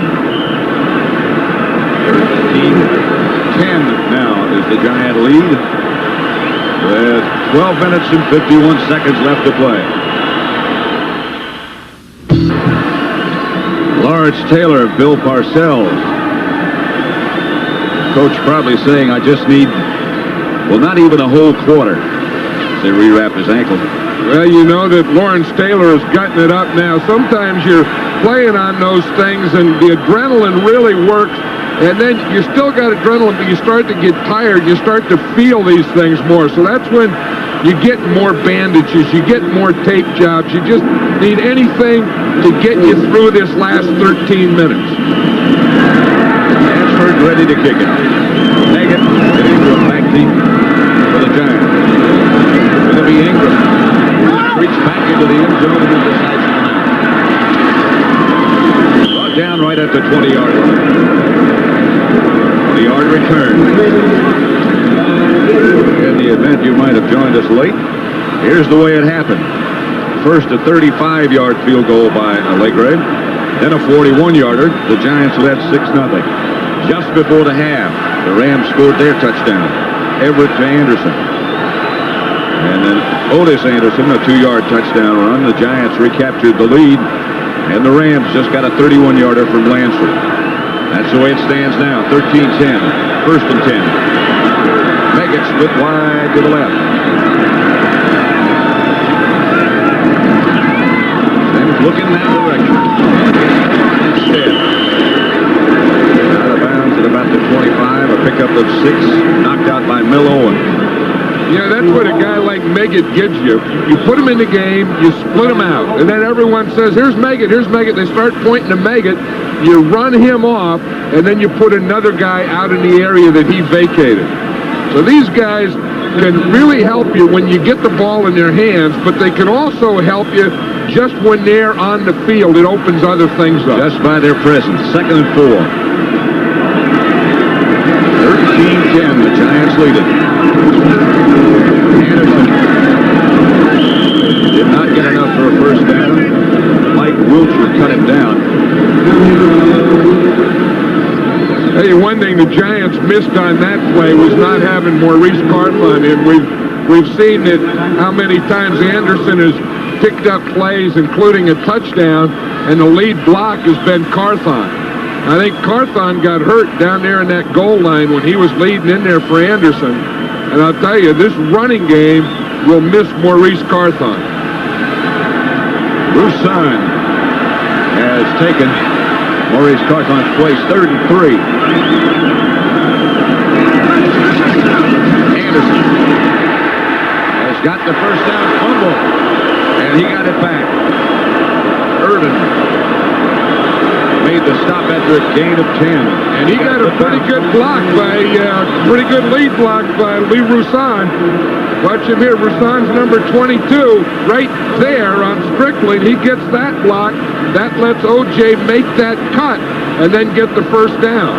And the ball gets stopped out and lands right in front of him. He got a good bounce.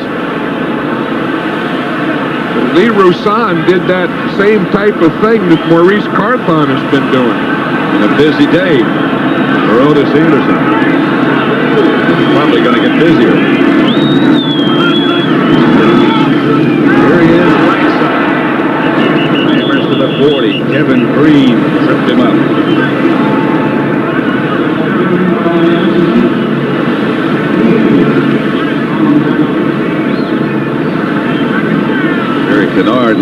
on the sideline. Remember that hit that he had in the middle there where he went off. Sometimes those things shake you and you start to tighten up, especially in the second half. These, where you have the colder weather, you tighten up and you just can't get the thing loosened up again. Second down, 7 from the 40. And O'Malley got about 3, stopped by Kell. Stewart. Clock down to almost 10 minutes remaining. 3rd and 4 coming up. Again, this is the type of game that the Giants want, where you get that running game going, you keep this defense off balance, then you throw a play pass in there.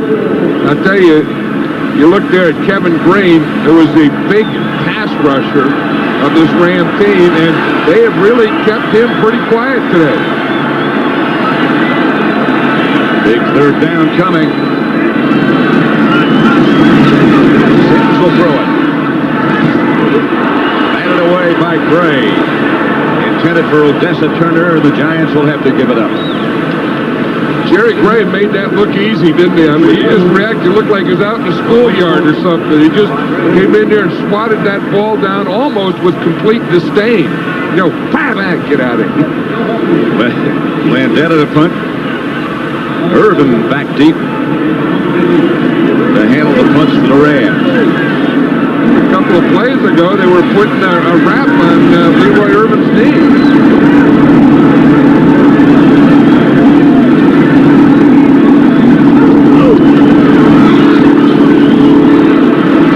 Will be handled by Irvin at about the 17-yard line.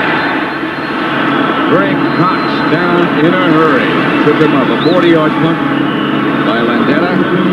3-yard return. The Rams take over with 9:32 left, and the Giants leading 13-10. 32 remains. The Giants 13, the Rams 10. Rams ball at their own 20.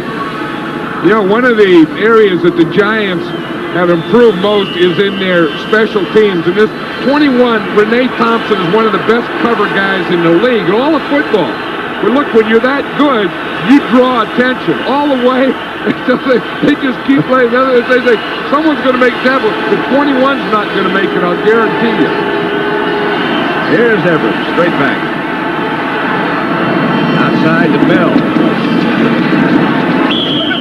And that defense swarms on him, led by Pepper Johnson. 5-yard pickup. That's the thing this Giant defense has been doing all day, is they have been swarming. They're good swarmers. The ball is there, and there's a bunch of blue jerseys around there. Brings up 2nd and 5. Rams at their own 25. Clock running. Bell is out.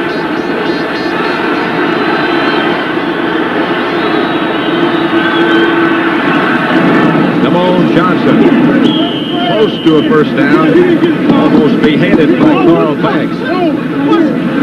What's up? The guy fell here! They're all yelling down there, he's down here, he's down here, and don't give him the first down. Pepper Johnson. But they did the same thing. The Giants are really trying to stop Pete Holohan, not let him get that possession pass. So they run Holohan a little deeper, and then Damone Johnson underneath. The same type of thing the Giants were doing with Megan Zeke Noah. 1st and 10.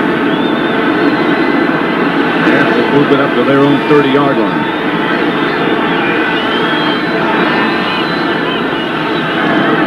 Here comes Bell. There he goes down in the arms of Eric Dorsey. A 3-yard loss. Hey, you know what happens? Lawrence Taylor is lining up on that side. Watch him. And he comes, so he makes the cutback. So he makes the Rams cut back, and when they do, they cut back into Dorsey. But watch Taylor come from the top. He comes flat. Now, when he sees that, he has to cut back. He can't go outside, so when he cuts back, it's right into Eric Dorsey. So, a loss of 3 makes it 2nd and 13. Here comes Taylor to the inside this time, but makes it out to Ron Brown. Out of bounds at the 37. Pickup of 10. As you say, Taylor came to the inside and he drew a crowd. They're keeping a back in now to help stop them. The guard picked him up, and everyone kind of met where Lawrence Taylor is. Watch, Taylor starts here. He's going to come in here and watch the crowd that he draws once he comes in. It's not free going in there. There's boom the center, boom the back, and the guard grabs him on the way down. 3rd and 3.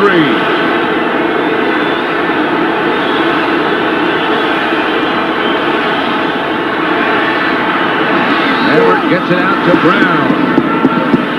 And the Rams pick up another first down. Brown stopped by Collins, a gain of 11.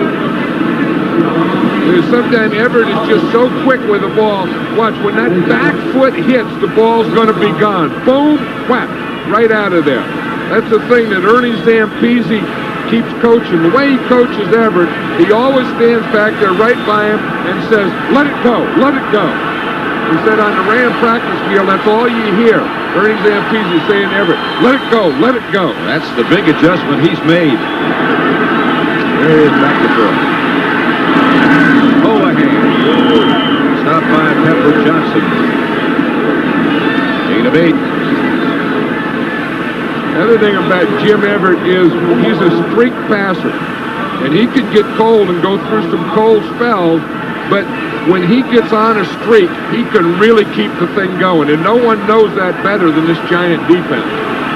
He was on a cold spell when they had that losing streak in the middle of the year. Remember against Minnesota, Chicago, and those teams. Then he got on the hot streak against these guys, the Giants. 2nd and 2.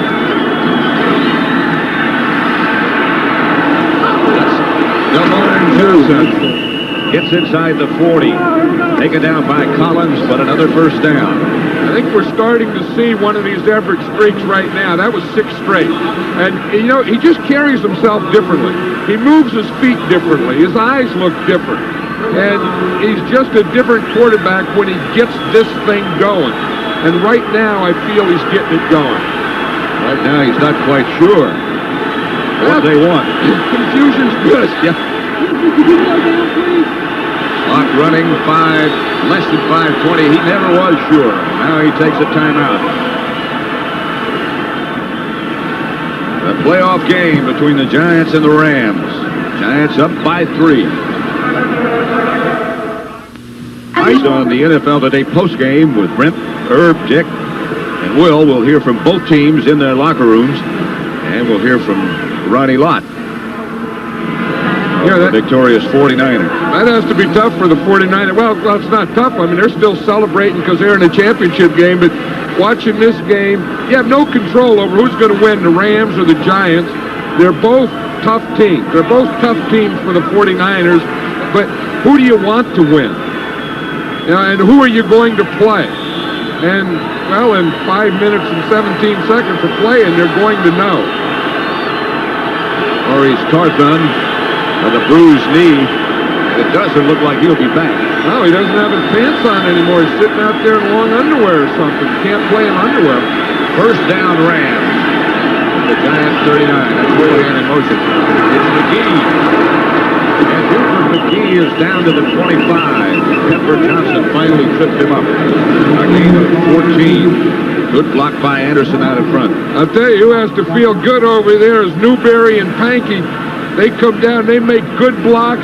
They have a heck of a kick out. Jackie Slater came across and kicked out on Lawrence Taylor. That opened a big hole for McGee. Did you see that Slater come out there? That was a collision. Now, of course, with the Rams at the 25, well within field goal range. Here's Everett. He's going to take off with it. Slides at about the 11. Collins came over to hit him, and Everett was upset. Everett looked like he tried to start a fight. Everett says he likes to play crazy. Well, borderline crazy. They move the chains. This is it. You see that big lane they give him? You got to stay in your pass rush lanes. When you don't, any quarterback can run like this. And if they slide feet first, you're not supposed to be able to hit them. What Everett's telling Collins. Bell is behind Everett. Now 4 minutes remain. Flag on the play. Against the Rams. Bell only got 2 yards. Holding. I'm sure the Giants are going to take that and put him back. Illegal motion, 42 offense, penalty is declined, second down. It wasn't holding, it was illegal motion, so it was a 5-yard penalty, and they really didn't have a game, so they turned it down. Watch Bell. That's who was moving. Again, he can move laterally, but he can't move forward.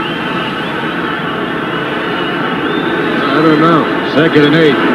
This is what it's all about, though. I mean, here we are in the 13-10, great defensive battle, guys hitting. The whole thing comes down right here. Just under 4 minutes left. Bell to about the 5.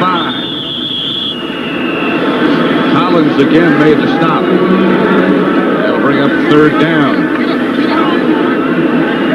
I think that this is an area, this is not a running down situation, even though the Rams can make a 1st down.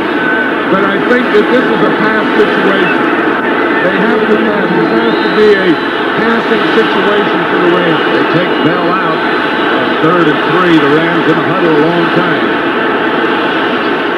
And if they don't complete it, I smell overtime. Me too. Sure looks like it.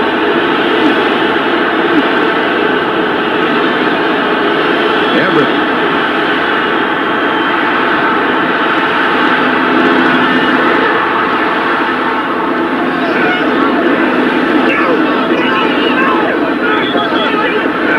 This is nothing but confusion. The ball ricocheted off somebody.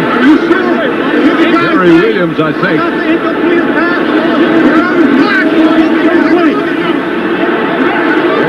Incomplete. The Giants are saying that the ball never hit the ground. We'll see if it does here. There's a deflection. It hasn't hit yet. It was on someone's back. Yeah, it was on Collins' back. That's what Collins was saying, that it didn't hit the ground, that it was off my back. Another angle. You look, it pops out here. It doesn't hit the ground yet.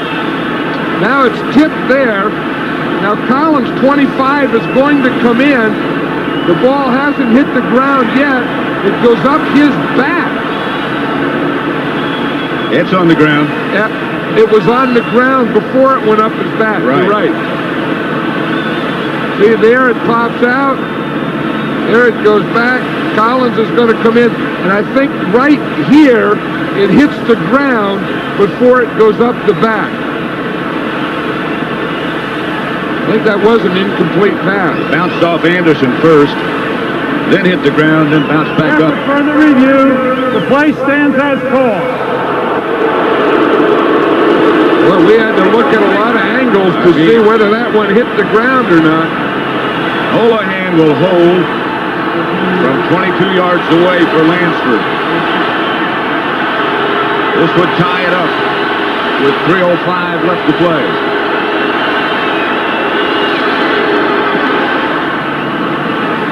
It's good. Tie score with 3 minutes, 1 second left. It's 13-13. There is the biggest cheerleader in the game. And there is one of the biggest motivators in the game. They're both excellent motivators. They're both very good coaches. They're both sound football guys. Guys that like their players and the players like them.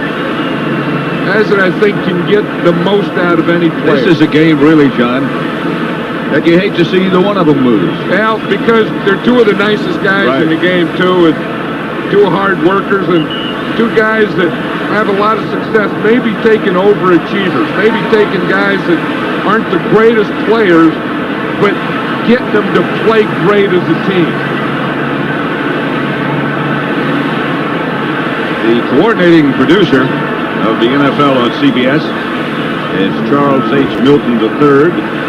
This game produced by Bob Stinner, directed by Sandy Grossman, And the executive producer of CBS Sports is Ted Shaker. All in attendance today, I might add. Oh, yeah, they're all here. But, and they should be here. I mean, the score is 13-13. Playoff game. Loser, boom, out. Winner, whap, go to San Francisco. Championship game. Play against the defending world champions for the right to go to the Super Bowl. Can't get any better than this. Absolutely correct. Megan and Ingram back deep. Ready for Lansford's kickoff.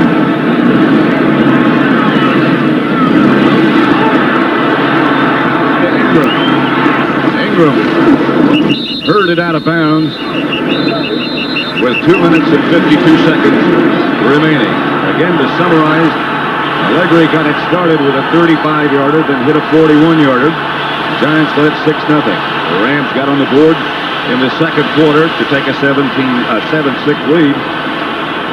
Otis Anderson from 2 yards away put the Giants back ahead, and Lansford has just tied it at 13.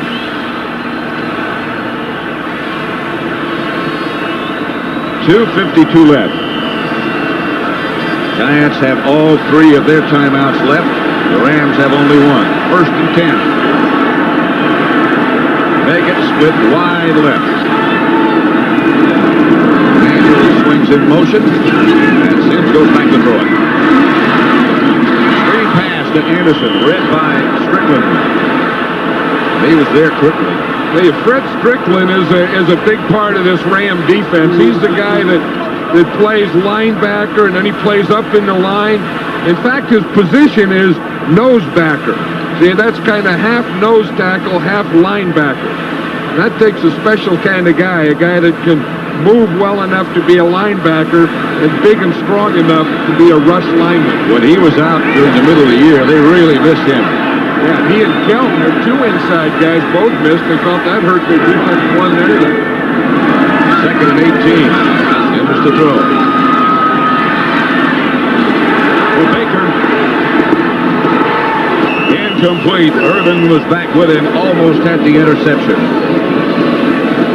I'm sure the Giants think they could work on Leroy Urban, but he isn't given an inch out there today. We've got the 2-minute warning. With the game tied 13-13. Giants Stadium, the NFC Divisional playoff. The Rams-Giants tied at 13.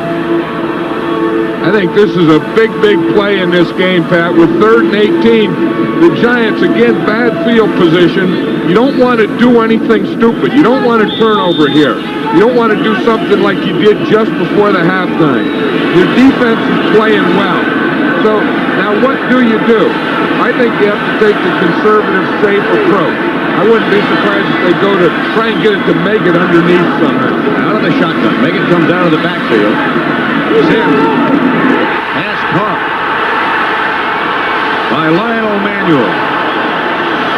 Boy, what a clutch catch and throw. I'll tell you, that's the first completion to Manuel today, and Phil Sims' biggest pass of the season. Coming back here, getting that protection, zipping that ball in there, 3rd and 18. You usually don't have any plays that are going to pick you up 20 yards. But I'll tell you, that was a big play. That even makes the defense smile. That was a 24-yard pass completion. On 3rd and 18. This hasn't been one of Sims' best days, but that was one of his best passes. Batted down again by Mike Peel.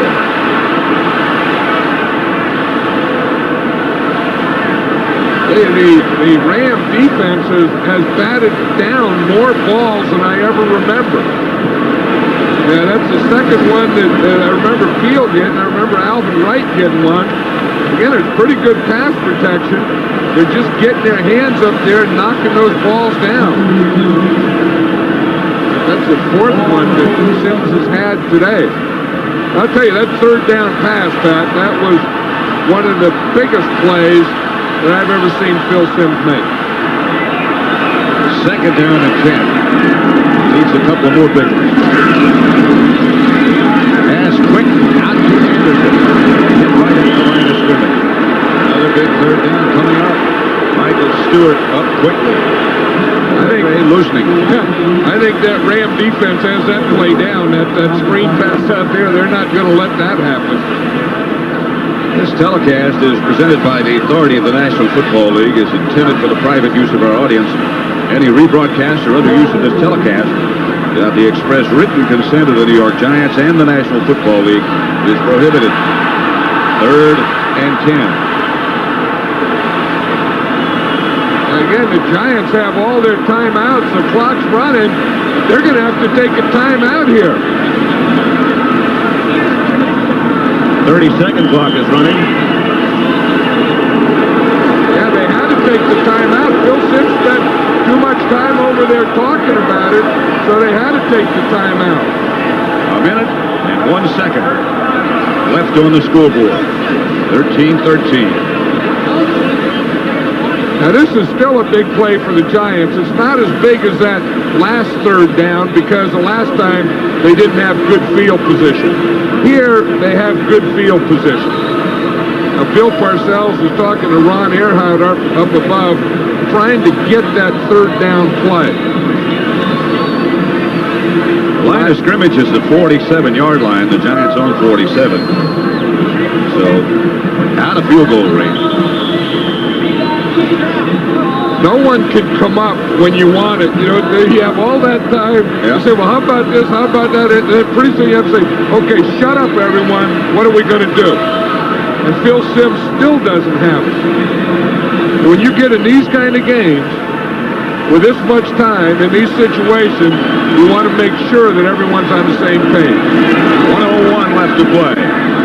Giants now with 2 timeouts left. The Rams with 1.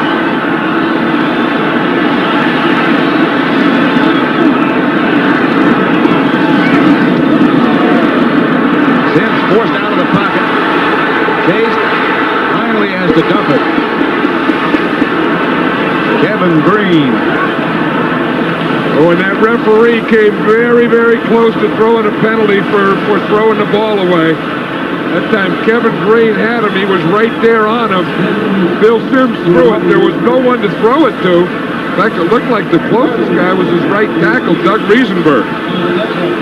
Watch this, he starts to run up there, he gets a good pressure from the outside, steps up, now Green's chasing him, and he throws out there. The only guy out there is his right tackle. They could have called him on that one. Well, Landetta and the Giants will have to punt it. The Rams will get it. Right now, 54 seconds left. Out of bounds. Ellard and Irvin were back deep for the Rams. The ball goes out of bounds. Just inside the 20-yard line. 13-13 with 47 seconds remaining now. Tonight on CBS, a reminder, it begins with another edition of 60 Minutes. Following 60 Minutes are Murder, She Wrote. And then the CBS Sunday movie, Murder in Black and White. It's all tonight on CBS. Right now, 47 seconds remain. And the score is tied at 13. And remember, in playoffs, the overtime is true sudden death. You just keep playing until someone wins. There's no quarters or anything like that, or any more periods. Everett gives it to Buford McGee. Lawrence Taylor on the stop. The clock's still running. 2nd down. And about 4.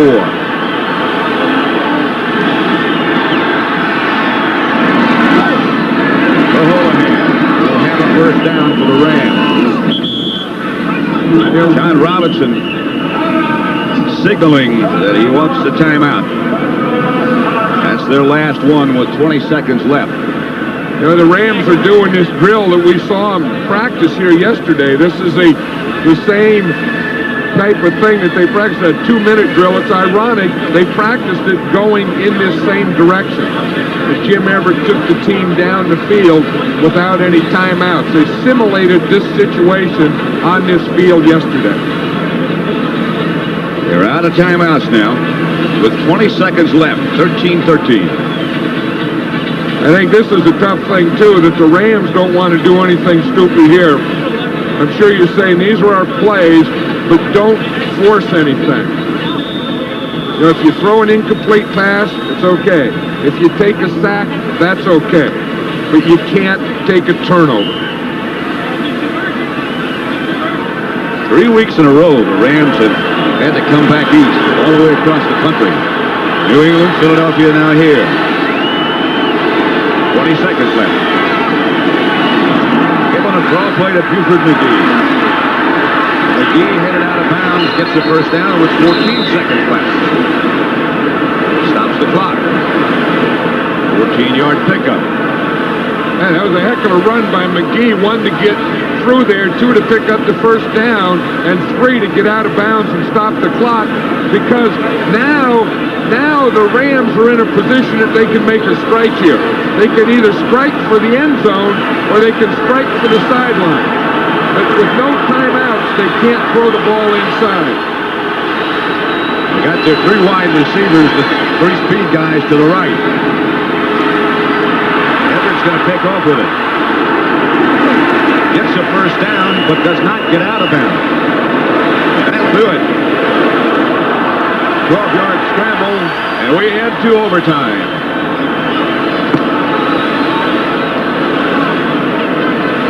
It'll be just like starting another game. They'll go out with another coin toss, and they play till somebody wins.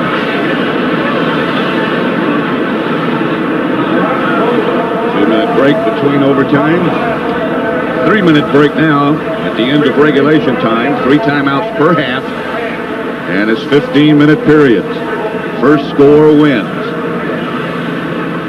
We'll be covering the coin toss when they get out there.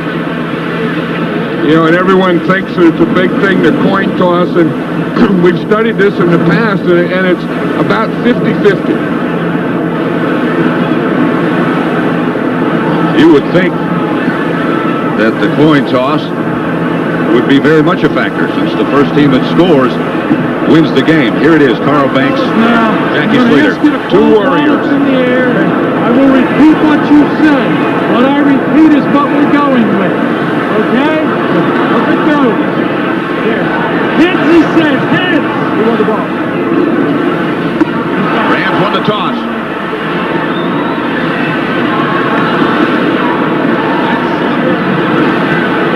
And you heard him say, Jackie Slater, we want the ball. Here's that statistic John Madden was talking about. We are headed to overtime, tied at 13 between the Rams and the Giants. 13-13. Pat Summerall with John Madden. In overtime, the Giants will kick off. You know, you talk about the kickoff and, you know, who has the best chance and who has the, you know, whatever. I think that the Giants have to be in better shape here because they've had 2 weeks rest. Right. The Rams have had to play an extra game. They've had to travel 18,000 miles in the last 3 weeks. And if this isn't a tired team, I don't know what a tired team is. It should be. This is a tired team that's just getting up, just playing amazing under these conditions. Brown and Del Pino deep for Allegre's kickoff. Del Pino at the 10. Greg Jackson wraps up Del Pino. The last overtime game we saw just a second ago was the first. I remember it well. Well, you played in that. I was looking at that in 1958, and that had to be when you were playing. Yes. Nobody knew what to do when the game was over. Never heard of overtime. We were wandering around Yankee Stadium. Did anyone walk into the house? I don't think so. At least I'd love to stay out there. All these guys, they stay out there. They know this again. This is for the playoffs. The winner goes and plays San Francisco. Here's Everett. Holohan to the 35. You know, talking about the winner playing San Francisco, John Robinson said after they lost to the 49ers, he said they were so down, he had to think of something positive.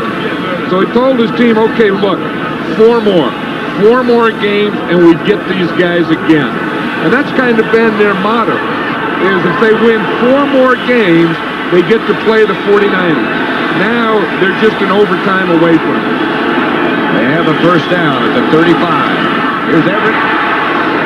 Ellard. Incomplete. Lawrence Taylor around the corner, hit Everett just as he let it go.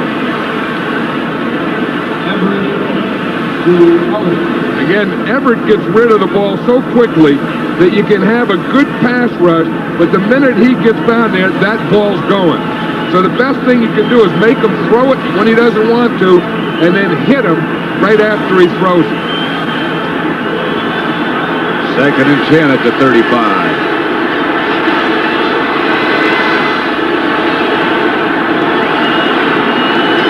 Holohan swings in motion. Taylor coming up the middle. Ellard takes the shot from Everett. Sheldon White made the stop, but another Ram first down. You know what I mean? Everett back here, back. The minute that back foot hits, that ball's gone. As Ernie Zampese tells him, let it go. So he gets back there, and boom, he lets it go to Henry Ellard. The Rams, I think, are showing amazing will here. I mean, they have to be tired, but the condition that they're in to play like this for as long as they have, this is something. Here comes the giant blitz. Everett going for Anderson, incomplete. Flag on the play. Sheldon White is going to be called for pass interference. Deep in Giant territory. The whole season can be that play.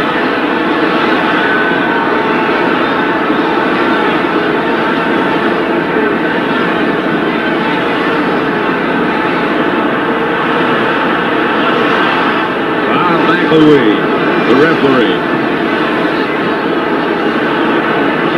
27-yard penalty. Pass interference, 39. First down, Rams. Hey, that's what makes coaches old. Flipper Anderson going for the ball. Sheldon White going for the ball. I don't think Flipper Anderson would have caught this ball. I don't think that's interference. I think you have to let a guy cover a guy. You have to let a guy go for the ball. You can't make that kind of call in this kind of game. First down, Rams. They're at the 25. Bell hit right at the line of scrimmage. No gain. Flag on the play. All start, 78, before the snap. No play. Jackie Slater, no play. They'll move it back to the 30. Tell you, 14-year veterans like Jackie Slater usually don't make mistakes like that. If they had to try a field goal now, it would be, what, 47 yards? It'd be 47 yards, and that's right at Lansford's range now. And in fact, John Robinson said he would feel more comfortable if he were inside of 40. First and 15 for the Rams at the Giant 30. Everett goes deep. Touchdown to Willie Anderson. And he doesn't even stop. He's headed for the locker room. The Rams win it. Anderson burned by Mark Collins. And this place got very quiet very quickly. Flipper Anderson is from here. He's from New Jersey. I think he ran it up, caught that pass. He's going to go right home. He never broke stride, just headed for the locker room. 19-13, and it will be the 49ers against the Rams. Hey, and the Rams are one of the teams that have beaten the 49ers this year. The 49ers really, I think they probably know each other as well as you can, but this Ram team matches up well. Let's look at that touchdown play again. Everett to Anderson. Again, they're getting the pressure up the middle. That leaves one-on-one coverage outside because the Giants were in a blitz. Flipper Anderson just runs right by Mark Collins. Mark Collins really had a heck of a game all day. Anderson could take somebody with him. Like I said, he's from South Jersey. He's going to go home. Run the up, Collins looks over. Flipper Anderson, the fastest receiver on this Ram team, runs by him and takes it to the house. Hey, with what these Rams had to do to get to this championship game, this was a great effort. This was a story of will. Yeah, they'll face the 49ers next week at Candlestick. There's a guy who hung in there, Jim Everett. They were really knocking him around all day, and he stood in there and hung in there and got the big play at the end. So the final score is the Rams 19, the Giants 13. Stay tuned for the NFL Today's postgame show coming up next.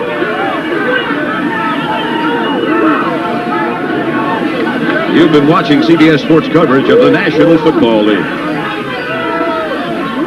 The NFL Today post-game show is sponsored by Miller Lite. America's favorite light beer brings you the Miller Lite All-Star Super Bowl game. All right, so a dramatic ending here in the Meadowlands, and obviously the play you want to see.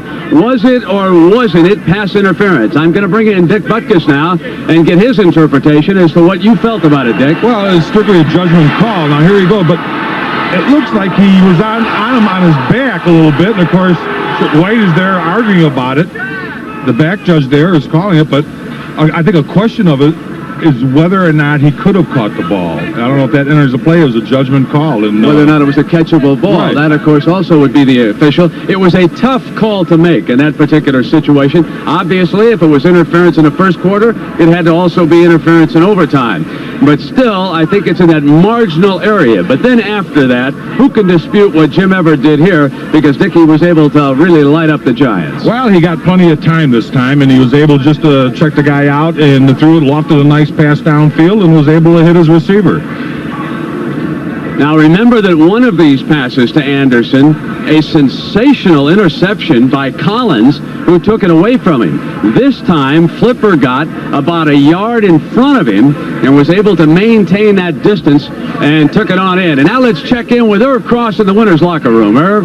Well, as you can expect, Brent, the winners are very happy, but Coach Robinson is sort of taking all this in stride. Well, we got some more work to do. I really think our defense did it. We couldn't stop them. They knocked us off the football, and we had to play their kind of a football game basically throughout. We hung in there and got a chance to start moving the ball in the fourth quarter. We thought we could. We thought we might have to play this kind of game. We did, and Jim made some great plays. Well, we'll talk to Jim in a second, Coach. But, in the first half, it looked as though that Giant defense was playing again their typical style of football, and you had to do something about Lawrence Taylor. In the second half, it seemed like you solved part of that problem. Yeah, Irv Fanke did a great job against him. He got 2 sacks, but that means 30 times or 40 times Irv Fanke got him. So Lawrence Taylor's one of the great players, and a lot of credit has to go to Irv Fanke. But we hung in there. I think our defense hung in all day. I think they were on the ropes the whole damn time. We called it a rope-a-dope half. First half, we were on the ropes the whole time. Coach, well, congratulations, and we're going to see you in San Francisco next week. Yes. Of course, somebody else will see in San Francisco because it's quarterback, Jim Everett. Jim, of course, the big pass just before halftime, hitting Flipper Anderson down there for the touchdown, I guess, really got you started, huh? Well, it did, and Flipper came out and it made a great play and caught it. But the whole thing is the turnover and everything allowed us to have it. This team won the ball game. This team won the game, and I'm so excited. Heck, I don't even know what to say. Wow, wait a minute. I got somebody else who wants to talk to you. Brent, do you have somebody out in San Francisco who wants to talk to Jim Everett? Sure do, Irv, and we're going to bring in Ronnie Lott live from the victorious San Francisco 49ers. Ronnie, we should tell you that, no surprise, you've been installed as a favorite in the NFC Championship game by 7.5 points. Ronnie, I want to involve you in the controversy here. You've been a defensive back, a great one for a number of years. Was it, in your estimation, pass interference by White on this throw by Jim Everett? You tell me what your thoughts are. Well, I tell you, and in that position, you just hope that the referee can look at the ball. I think the referee's main focus is looking at the defensive back. And at that time, I don't know if that was a catchable ball, but it's hard for a referee to look at both the ball and also the defender. And I think he was looking at the defender on his back a little bit. So it's really a tough call there. Yeah, so Ronnie, you're not so sure it was a catchable ball either then? I don't know. It didn't look like it was a catchable ball. Okay. Ronnie, we want to bring in Jim Everett with you right now if we can. And, Ronnie, do you have some questions for the victorious Ram quarterback that you'd like to ask him right now?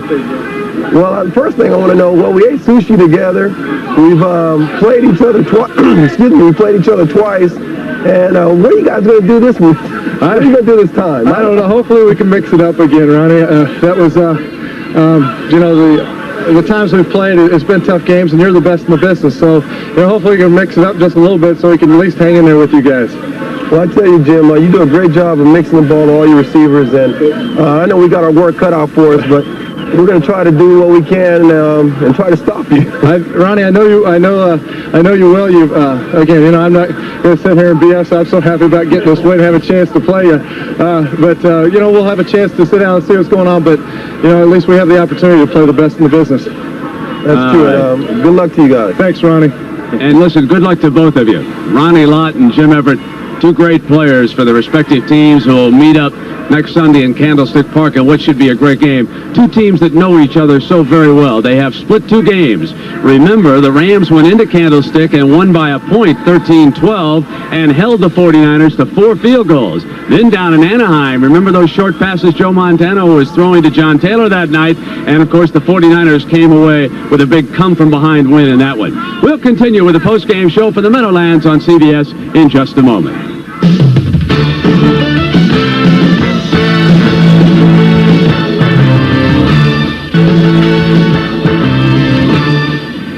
In overtime, it's the Rams, and coming up as soon as we conclude our post-game show, college basketball on CBS, UCLA, and Louisville. Well, Flipper Anderson becomes the receiver of the moment right now.